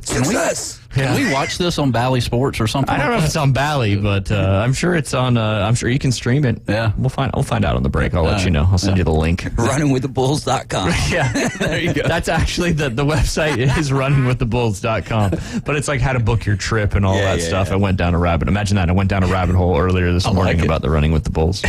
But yeah, so that's going on right now. A lot of fun stuff going on. You got the U.S. Women's Open that we were talking about a little bit more. Got some more fun topics that I haven't been able to get to yet today because we keep going on these tangents. I want you to think about it while we take this break. But in golf specifically, what's your favorite major? And then a secondary question, what's your favorite venue for a major? When we get back, I want you to rattle around that in your brains, and we'll bring some stuff to light and see what your thoughts are. So you're listening to The Inside Drive live here on ESPN Northwest Florida. We'll be right back.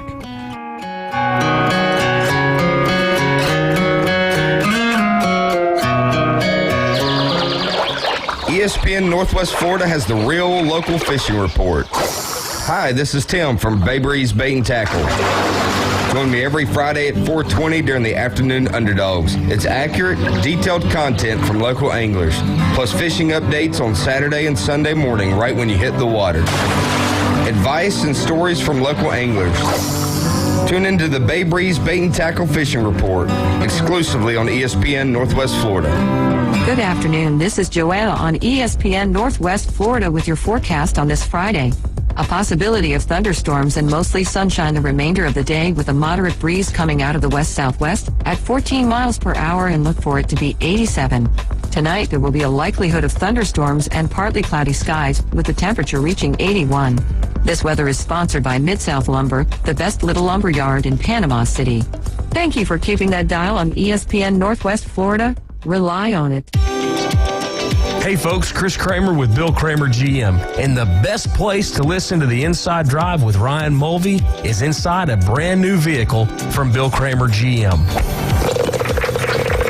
And I want you to know we've got 10 times the amount of inventory on the ground as we did this time last year, and darn near all of them are discounted. So shop us online at BillKramerGM.com or visit us the corner of Frankfurt and 23rd. We'll make it easy and take great care of you.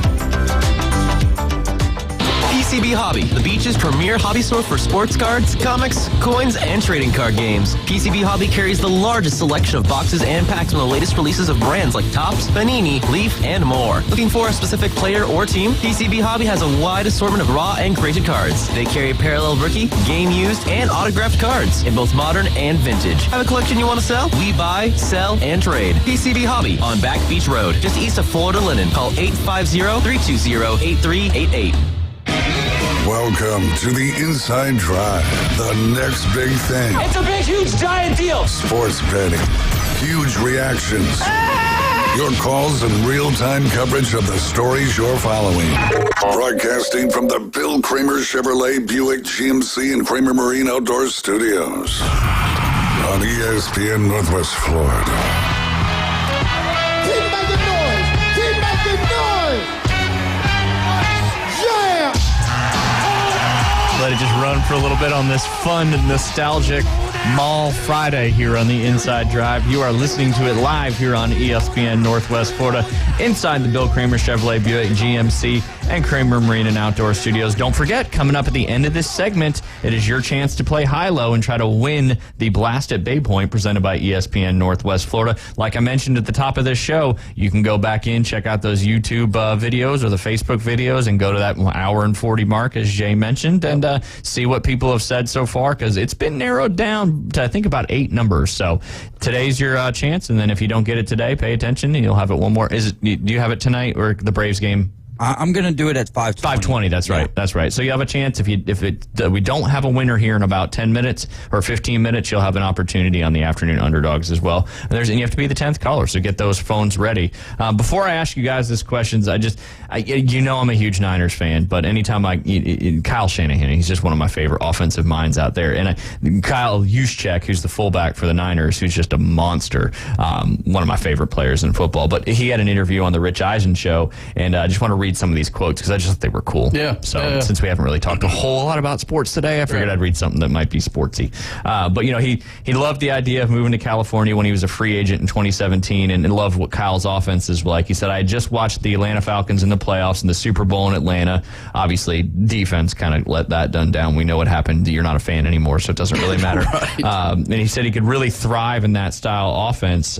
He obviously, Juszczyk has a huge impact. He's had 1,576 yards and 14 touchdowns through the air, in addition to his 57 carries on the ground and 5 scores in 6 seasons. But his admiration for Shanahan, the offense runs deep. He was kind of talking about it. You sit in the team meetings, you're just blown away by all the football knowledge and what he teaches to the entire room, he said. It's cool now that we brought Christian McCaffrey in, because he hasn't been around this, and I've been around this for 7 years now, so you kind of get used to it. McCaffrey, he sits next to me in the team meetings, and Kyle will finish up, and he'll just look at me and be like, dude, I could do this all day. This is incredible. You just love a guy that's just so into football. McCaffrey, and I can't wait for the season to start. Man. He said he just went through 22 people on the field and told you what their assignment was, how they were supposed to do it, and how this guy being out of gap leads next to the guy opening up a late hole. If you're a football nerd, you can just sit there for hours.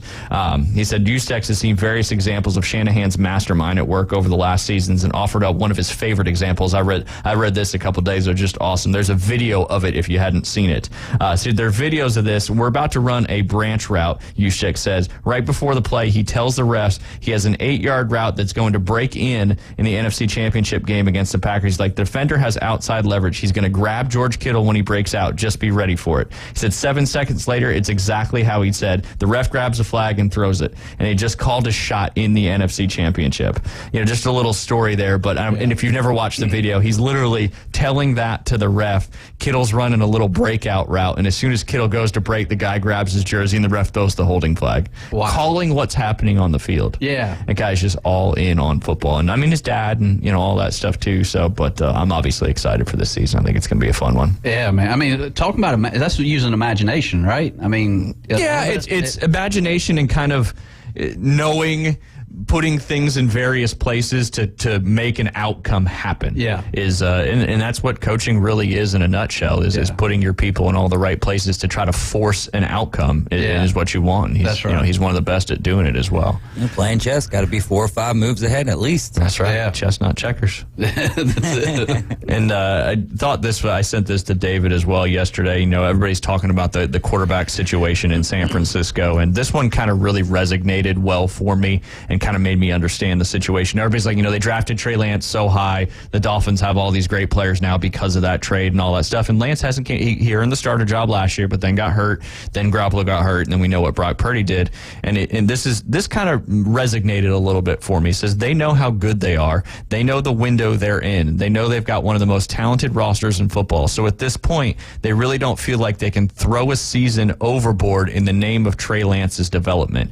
And I think that's why that kind of resonated with me a little bit, why it's Purdy's job to lose, because you don't really know what you've got yet with Trey Lance. You obviously know what you've got with Brock Purdy from a player standpoint in managing the game on the field. Yeah. 8 games in a row, and the only game he lost is because he tore his UCL. But you put Trey Lance out there, you really don't know how he can manage the game. I think he got a game and a half worth of experience from. So I can see why, like I said, they're not going to be able to keep this roster together. So it's kind of like win a Super Bowl now, or, we're going to have to figure some things out down the road. So that's why that one kind of made sense, why it was like, give Trey Lance a shot. You spent all this, he was a number 3 draft pick, yada, yada. Sometimes the draft picks don't work out. Mm-hmm. But when you've got as good of a team as you have, regardless of the quarterback position, I think you got to go with a guy who has proven success on the field, and I don't think you can deny that with Purdy. No, if Purdy's healthy, which is lining up, which is just crazy. Yeah, crazy how well that's going. Oh my God, knock on wood. Yeah, right. But I think you definitely got to go with Purdy, but also at the same or I guess on the opposite side of that is, I don't know if you want to take the college route here, and if the NFC West does not seem like maybe Seattle, but who else? Like the Rams could bounce back this year. Yeah, but still, doesn't really look like it's going to be what we've seen from them in the past. The Cardinals are in disarray right now, so it's like if you get up, 2-3 scores in the fourth quarter. Now it's the NFL, so you really probably don't want to play this game. But do you get Lance in there so that you don't get to the NFC Championship? And something happens and he has to come in. Yeah. No, it's a great point. And I think that's where a guy like Sam Darnold, who has proven success on the field, could end up being QB2 on there. I would absolutely love that. And I don't want anything negative to happen to anyone, but I've been a Sam Darnold fan ever since he was there at USC. Not necessarily a fan. I just thought he was going to do big things here at the league, and it just didn't work out with the Jets. It didn't work out with the Panthers. But now, I think any quarterback that steps into that Shanahan system, if they're cerebral enough, and he's one of those guys. And he is. So. He's just a prime example of a good quarterback that goes to a team that, maybe it's coaching, obviously it's talent, all that stuff. But you feel so much better now with Lance and Darnold in there, not knowing what's going to happen. And, Trey Lance could be one. He could be a phenom. He could be absolutely fantastic. He absolutely could. So let's say Purdy can't go. Let's say he can't start the season. Yeah, he can't start the season. He's looking at like week 4 or 5. Do you go with the young gun and Lance to start the season, or do you just start off with the vet? And obviously, we've got a lot of time in between here, and Kyle Shanahan's going to make the correct decision. Of course. But I want to know what Ryan Mulvey thinks. My thought right now would be to go with Sam Darnold. Yeah. Because, and we've talked about this before, Trey Lance is obviously a very mobile quarterback. But now when Trey Lance got the starting job last year, Christian McCaffrey wasn't on the team. Now you have Christian McCaffrey coming out of the backfield. You've got Elijah Mitchell, Jordan Davis-Price. You just got all these guys that take so much pressure off the quarterback. So you don't, and if Trey Lance, I know he's developed really well this offseason as a thrower, but you don't need his legs. I mean, Purdy ran a little bit, great play passer, but Sam Darnold runs well off the play action as well. So my initial thought would be Sam Darnold, just because of how the Niners offense runs. I think if it's Sam Darnold, and this is kind of going off of a limb here, I think if it's Sam Darnold, though, Brandon Ayuk explodes. Oh, yeah. I think he's going to have a monster season regardless. I hope he does. I think with the more mobile quarterback, though, you kind of rely on Debo a little bit more. Yep. Haven't they all become mobile, though? I mean, back in the day, it was more of a passing game. I mean, they've all become mobile. Oh, yeah. I mean, the offense has changed so much, and they all can move. Yeah. What did you just say, David, right before that? I forgot. Sorry. No, it's okay. I was going to say something right back off that. Well, Brandon Ayuk would explode. Yes, would explode. And Debo, you were talking about Debo. Yeah. So Debo, fantasy football owners out there, Debo is going to have a monster year this year. He admittedly knew he was terrible last year. And then went into the NFC Championship. Yeah. He admittedly said, he looked at his own film and said, man, I look awful. Now, was beat up and battled a little injuries, but he's been working hard. I just sent David a video of Debo running 18.6 miles an hour on a treadmill. Ridiculous. With his, how big, he's not a tall guy. He's like 6 foot, but he's, so they've just got so many options. And that's your number one pick this year? Well, no, not my number one pick. McCaffrey would be my number one pick for sure. He's gonna have a monster year. I mean, what he did in just the limited time he was at San Francisco, but you combine that with his other stuff. Does Elijah Mitchell being back, because he was hurt last year, right? Yep. So with him coming back, I mean, I still think obviously CMC is the go-to guy, but you know how the Niners do, where they rotate those backs. One guy, even when Debo was having that incredible year 2 years ago, it still doesn't go through one guy, which is what makes them so efficient. Which makes McCaffrey so good, because when he was on the Panthers, it's McCaffrey. Yeah, he got hurt because he was being used so much. I mean, he obviously could still get hurt at any time, but he doesn't have to be the main dude out there, and that's what I think makes him so dangerous. Yeah, it's gonna be so much fun this season. I can't wait for it, man. And even, I mean, because you got to make the case too, again, for like if you have the number one pick overall, you have to make the decision. Do you go with a guy like Christian McCaffrey and Austin Eckler, your PPR running backs? Yeah. Or do you go with a guy like, because wide receiver, Justin Jefferson right now, I mean, he's going to be that main target, but here's my thing. Adam Thielen, we knew he was like the number 2 guy to Justin Jefferson, and now we know it's Jordan Addison. Thielen got traded to the Panthers. He's with the Panthers now, that's so right. he's going to be the number 1 guy over there. With Bryce Young. Yeah, with Bryce Young, so that'll be interesting. But for the Vikings now, you've got Jordan Addison, the stud wide receiver out of USC, and I think that he's going to have a big year because everyone's going to be locking up Justin Jefferson to the best of their ability. Yeah. So a lot of extra safety, double coverage, all that. Yeah, that's I can't until we start talking about fantasy. We're going to dedicate an entire week in August just to talk about fantasy football. Oh yeah. It's gonna be awesome. So you better do some homework. I am. I'm doing homework. Doing homework as we speak. Yeah. There you go. All right. So let's get back. I know we only just got a couple minutes, so we don't have to stool over it too much. That's not the right word. But anyway, favorite stew. Yeah, stew. Stool over. Nobody beats the Wiz. Nobody beats the Wiz. You're on the pot for, right? That's true. You're stewing over. Yeah. Anyway, Jay, favorite major championship. We'll start with the first part of the question. Favorite it's got to be the Open Championship. Yeah, the OG. The OG, it's coming up. The OG, it is next week. Yeah, and that's a little bit earlier than what it's typically late July. So next week's the middle of July. Is it already? Yeah. Man, that's insane. Yeah, it's been this week because my dad's birthday is next Sunday. Okay, it's been the Open Championship at least the last couple years anyway. Since they moved everything up, I think it pushed the Open up a couple weeks. I guess because we're coming up on the final major. The final major. Yep, because the PGA is now in May instead of August. Yeah. Holy cow. What about you, David? Favorite major? My favorite major, and I'm going to give 2 answers here just because my favorite is the Masters. Yeah. And I'm sure, most everyone's is to some degree. it's just it gets things started. It's beautiful, you know, and you haven't really had that big golf tournament, and so it gets the year kicked off. And then honestly, before I even did the show, I would say that the only one I really knew I was watching was the Masters. Otherwise, it would be like, oh, this major is coming up. Now it's like, you know, I have a better feeling of all of that. So outside of the outside of the Masters, I'll go with the U.S. Open. Yeah, I like that. All right. It's good stuff. Yeah, I mean, I have to agree. The Masters is my favorite. It's just, you know, obviously it's my favorite to watch, but just near and dear to my heart, working in that market for so long, going to the course, you know, proposing to Beth on Amen Corner. It's just kind of one of those things. Yeah. But I would have to agree with David on the secondary pick. Although I love the Open Championship, I just love the U.S. Open because it's typically such a grind on those guys. Yeah. Because they normally have that deep rough and all of that stuff, yeah. right? So, yeah. It was a little different this year. I don't think they could control the conditions as much as they wanted to. Yeah. All right. Second part, favorite venue for a major championship. We'll take Augusta National out of this one. Yeah, I mean, I'll keep with the Open Championship. Obviously, St. Andrews, Carnoustie, Royal Birkdale, any of those over there. I mean, it's a nostalgia, kind of like Wimbledon, right? I mean, Wimbledon is the nostalgia of it. I mean, think about the announcer back. He doesn't do it anymore, but Ivor Robson. Yeah, you know that guy was now on the tee. Yeah, from the USA. Rory McIlroy. What have they had?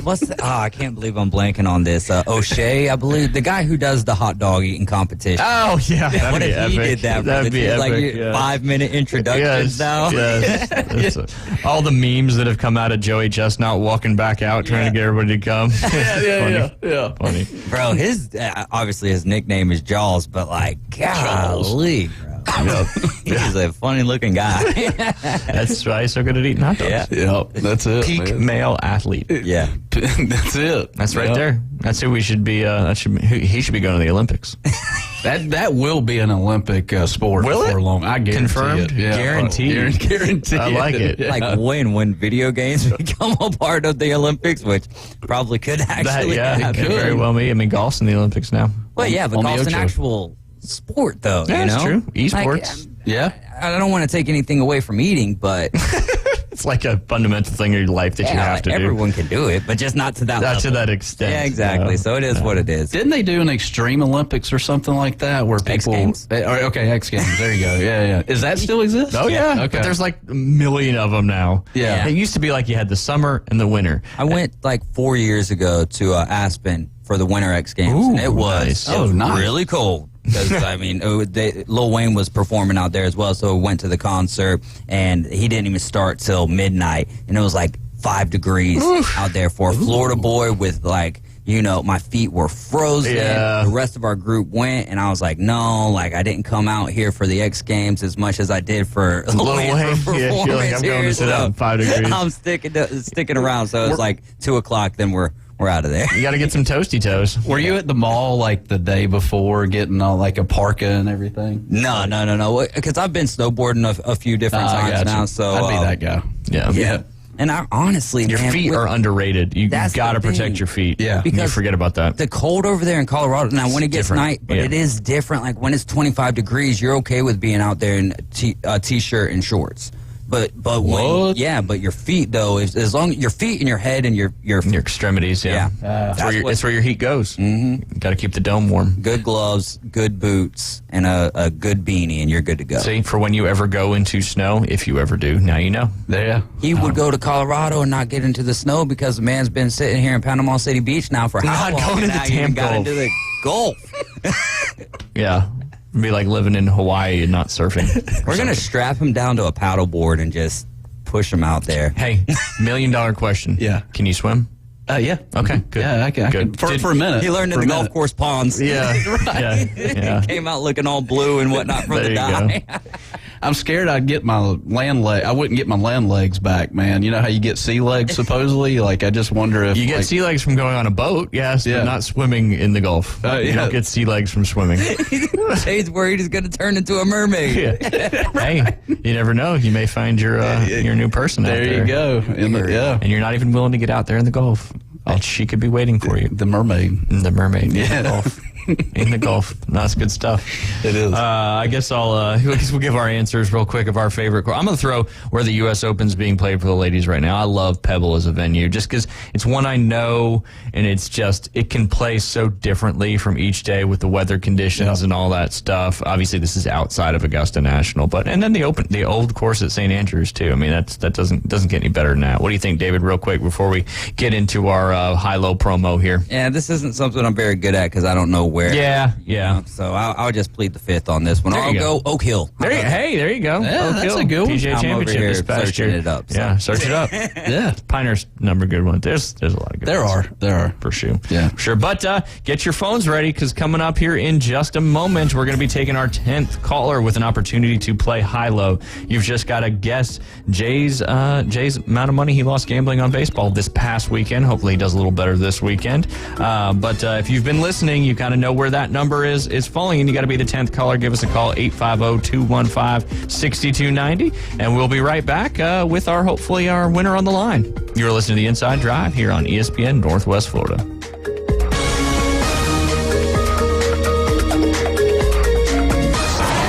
ESPN Northwest Florida. The tradition continues. That ball is going to be out of here. The Atlanta Braves play here. Bombs away. The Atlanta Braves are back and making a statement. Head first slide to RBI triple. Listen to Atlanta Braves baseball in a rich audio experience live on ESPN Northwest Florida. Here comes the thunder. Sponsored by Bestway Portable Buildings, Dave and Buster's, PCB Hobby, and Gulf Coast Aquarium. Hello, this is Rick Vossen with RV of Panama City, your local Stormore portable building dealer, located at 2241 East Baldwin Road. Shopping for a garage, portable building, cabin?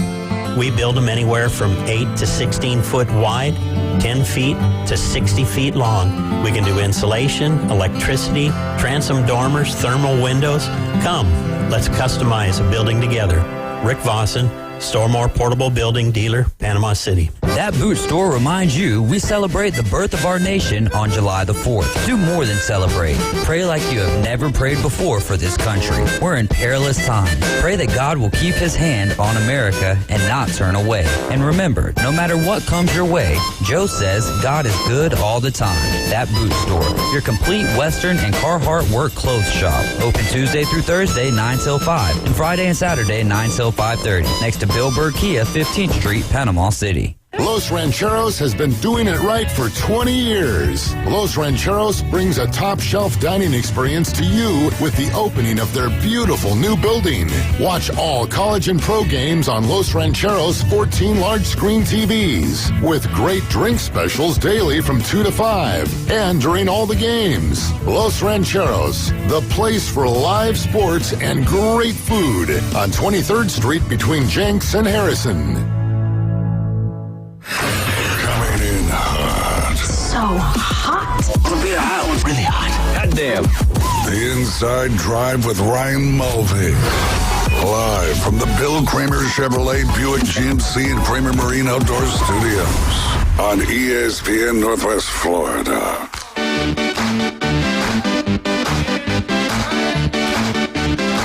And welcome back. You're listening to The Inside Drive live here on ESPN Northwest Florida. We are stuck on caller number 9, waiting on caller number 10 for your chance to win a round of 2 at Bay Point Golf Club for yourself and a guest. All you got to do is play high-low and guess Jay's money loss. I think we got one on, and we'll see who we got here in a second. They're going to be finding out. And don't forget, we do have the Rays Braves series gets kicked off tonight right here on ESPN Northwest Florida. Right, going on the afternoon underdogs. I think they'll be wrapping it up at about 5:40 this afternoon. First pitch around 6 o'clock. But we do have a caller on the line, and he's ready to play some high-low. Bobby, are you out there? I am out there. Bobby, how are you doing today? I'm doing good. How you doing, sir? Good. You ready to play some high-low? Sure, let's go. All right, what do you got? Hopefully you've been paying attention to narrow this bad boy down. But what was Jay's gambling loss this past weekend betting on Major League Baseball games? I'm going to go with 55.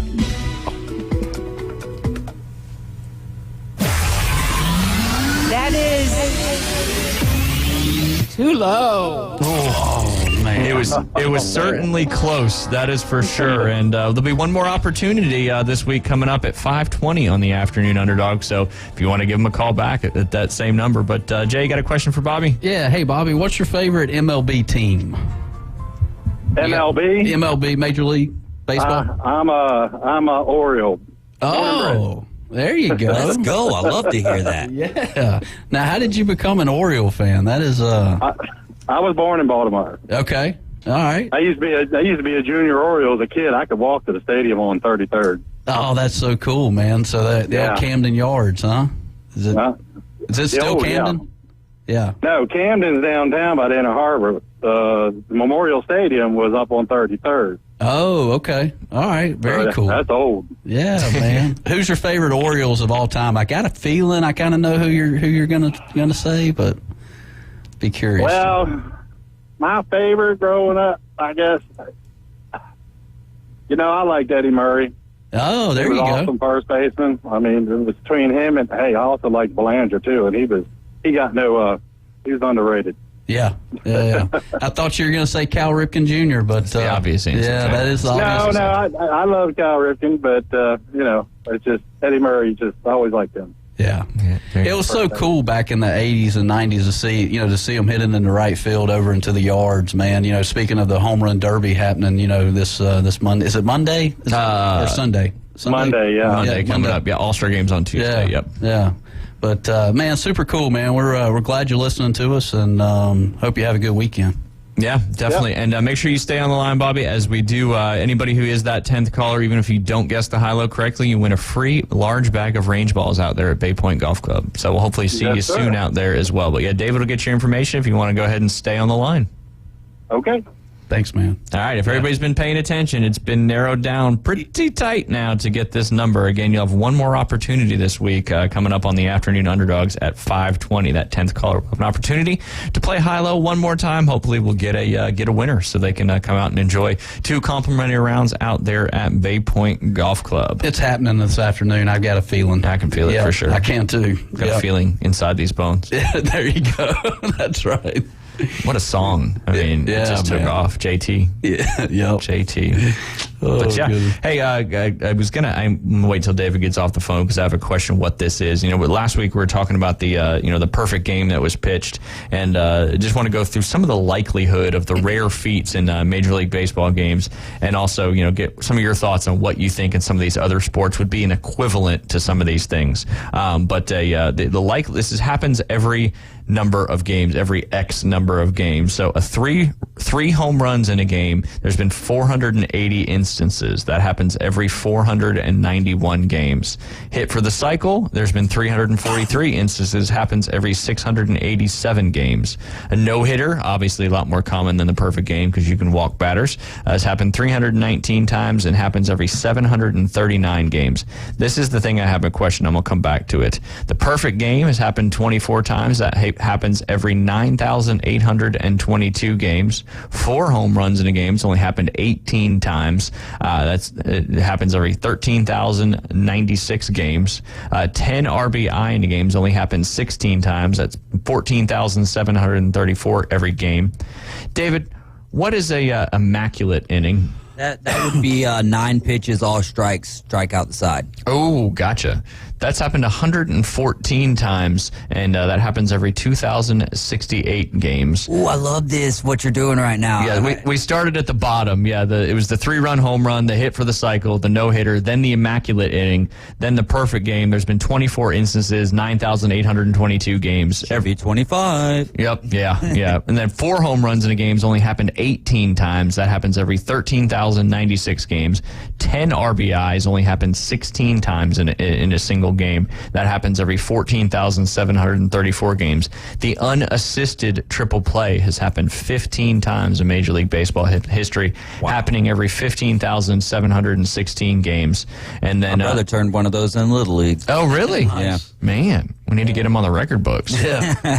And then the perfect game lost on the 27th batter has happened 13 times. That happens every 18,134 games, which is more rare than a regular perfect game. because obviously that has to happen. But that's just, there was 13 more really, really close times that you could have had more perfect games. 2 Grand Slams in one game has happened 13 times. It happens every 18,134 games. 3 sacrifice flies in one game has only happened 11 times. That's kind of wild. You would think that would happen more often, but you got to get the runners in scoring. But got to get them to third, and then have to have the So it's only happened 11 times, every 21,431 games, and then 20 strikeouts in 9 innings has only happened 11 times, every 21,431 games, and then 3 hits in 1 inning has only happened 3 times. That's insane. Every 78,579 games, and then the most rare feat in a single game in Major League Baseball. Can you guess what it is? Hitting a bird. But that's been done twice, which has been done one more time than this. This has only been done once. But that's good there. They don't have that on there. But I think Fernando Tatis. Does that ring a bell? Not junior, senior. No. All right. David knows this one, I'm pretty sure. Okay. Yeah, what is it, David? It's 2 Grand Slams in the same inning. 2 Grand Slams in the same inning. Happens every 235,736 games. It's happened once. That's amazing. It's a rare feat. So that brings me to the question I'm going to ask you. What would you, and you guys have done this, what would you compare, these extremely rare feats in some other sports? Let's start with golf. A hole-in-one on a par 4. Good. That's the answer, right? That is the answer. That's the most rare feat in golf. Yeah. Which did not happen in the John Deere qualifier on Monday. Yes, it did. I just saw that today. I was amazed. Like, whoa. It was 345 yards. Yeah, I think that's right. Yep. Now, it wasn't in the tournament, but still pretty incredible. Yeah. That's insane. Yeah. That is. All right, so you nailed the golf right off the bat. Yeah. What would be another very rare feat? Oh, man. Obviously, shooting in the 50s is one of them. That I think would a be 59's been shot some X amount of times on tour. Yeah. Winning 18 majors. In a career. I mean, obviously, if Tiger can't do it, no one can do it. No, Jack did it. Well, Jack, But one and done. Will there ever be anyone? Because who's the closest that's active right now? And considering Tiger Woods not active for this particular exercise, active. Would it be? I mean, because Brooks is at what, 5? Brooks is at 5. I think Rory's at 5. Phil's probably close. Okay. Let's see who's. I mean, what's the likelihood of Phil actually winning another? None. I don't think. Well, that's only because he's on the LIV tour. No. I mean, he's been playing in the. Just talking on American Phil. All right, trying to see who's active here. Tiger's got 15, going all the way down to Phil Mickelson has 6. Golly, that's the drop off. Yep. That's like now you've got into the Gulf, and then just all of a sudden you're on the shelf. Yeah. Yep. But you got to step out in the Gulf first for that to happen. Yes, you do. He teed that one up. Walter, it goes Nicklaus with 18, Woods with 15, Walter Hagen with 11, Hogan with 9. Hogan might have had a shot had he not, ended his career so short. That would have been another one. He had a car accident. Yeah, bad car accident. Absolutely. Gary Player had 9, Watson had 8, Varden, Jones, Sarazen, Snead, Palmer all had 7, Trevino and Faldo had 6, Mickelson has 6. He's still active. And then it kind of goes down pretty significantly. Brooks Koepka's got 5. I could see Brooks Koepka making a run at it, but a run at 18. No, he could probably get double digit. Yeah, he might be able to get to that 10 spot maybe if he can stay healthy. Yeah. And then who else you got? Ernie Els is at 4, but he's a senior tour guy now. Rory McIlroy's got 4. Scrolling on down. Do y'all think this is because the game of golf is just more competitive right now? 100%. Yeah, I think it's just so much more difficult to win a major out there because of the competition. Which is kind of even more wild, even though that the LIV guys are able to, and this has only been for 3 years, and they can play in the majors and all that stuff, but you have a totally different league now. So. Yep. Yeah. I don't think that 18 ever gets touched. I don't think so either. I mean, I really. Tiger Woods is probably the best shot that was ever going to have, but yeah. And do you see? You definitely don't see Phil winning one. Is there a world where you can make the case that Tiger could? I mean, maybe. No, I just don't think so. No, I don't think he's healthy enough for 72 holes. Yeah, and the competition. Tiger won so many majors because of his intimidation factor. In addition to how good he was at golf. Right. Yeah. Right, and that intimidation factor is kind of But man, he's got a chance at Augusta, though. I was about to say, he's got a chance. And then you remember those emotions, right? 2019. That was 2019 Masters, right? Yep. So if he were to do it now, those ratings would go. Oh, it would be insanity. Roof. It would be insanity. I just don't know how he could. Physically, and I just think people would beat him. Yeah. Even if he played decent golf for 4 rounds, I still think he gets beat. Yeah, I mean, I don't know. Charlie may, if he's got the same DNA as Tiger, so much pressure though, right? He's, I think, another one of those. He'll never live up to the hype of your dad. I would love to see him do it though. Oh man, it'd be epic for when he, it'd be interesting to see where he goes and plays college golf. Yeah. He's probably already committed somewhere.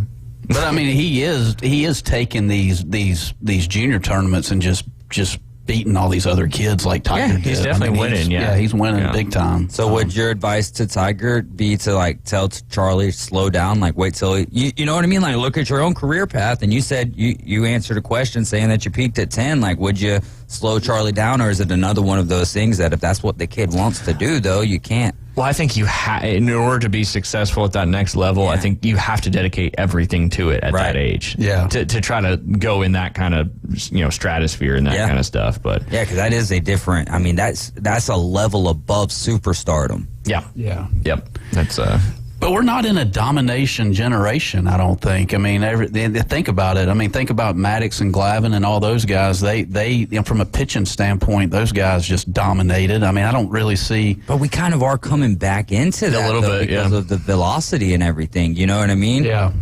Well, it's like I saw something the other day about how Maddox pitch a perfect game where he pitched 72 pitches. I don't think it was a perfect game. Okay. I think it was a complete game. Yeah. But the pitch count seems to be a little by the 5th inning. Yeah. I mean, that's what is that what's happening in MLB right now? The pitch counts are a lot higher than 20, 30 years ago. Oh yeah, no doubt. Well, but they don't have the same control. They have more velocity, less control. And the hitters are better.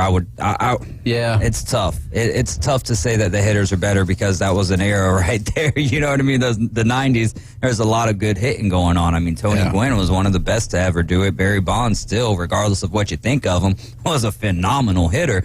So it's tough. But yeah, pitch count has to play a crucial role.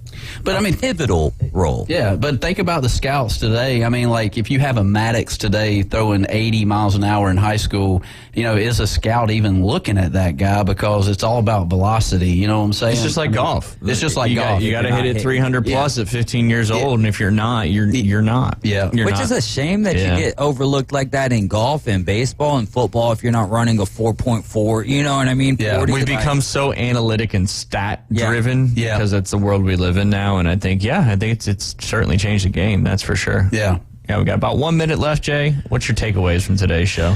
Oh man, I know there's a lot. Yeah, no, it was good. It was good. I want to visit them all again. Obviously, that's a big takeaway. That's a huge takeaway, no doubt. Radio Shack. I'm craving hibachi right now. I know. You need to be craving the golf. Me too. That's the takeaway. The fact that Jay hasn't been to the golf, it's an unbelievable takeaway. It's a whole new world out there. Hey, if you're listening, come pick up Jay and take him out. Do you have any lessons this afternoon? No, I'm headed to Tallahassee. Oh, you're going to the mall, aren't you? I am. I'm headed that way. Yeah, you're crazy. Don't forget, this afternoon coming up, you got the afternoon underdogs. You'll have one more chance to win that round of 2 golf at Bay Point Golf Club. You can give us a call at 520. Number is 2850-215-6290. We'll be back on You With Me Monday. I'm with you Monday. Excellent. Yeah. We'll figure out the rest of the week. You've been listening to the Inside Drive live here on ESPN Northwest Florida. Have a fantastic weekend.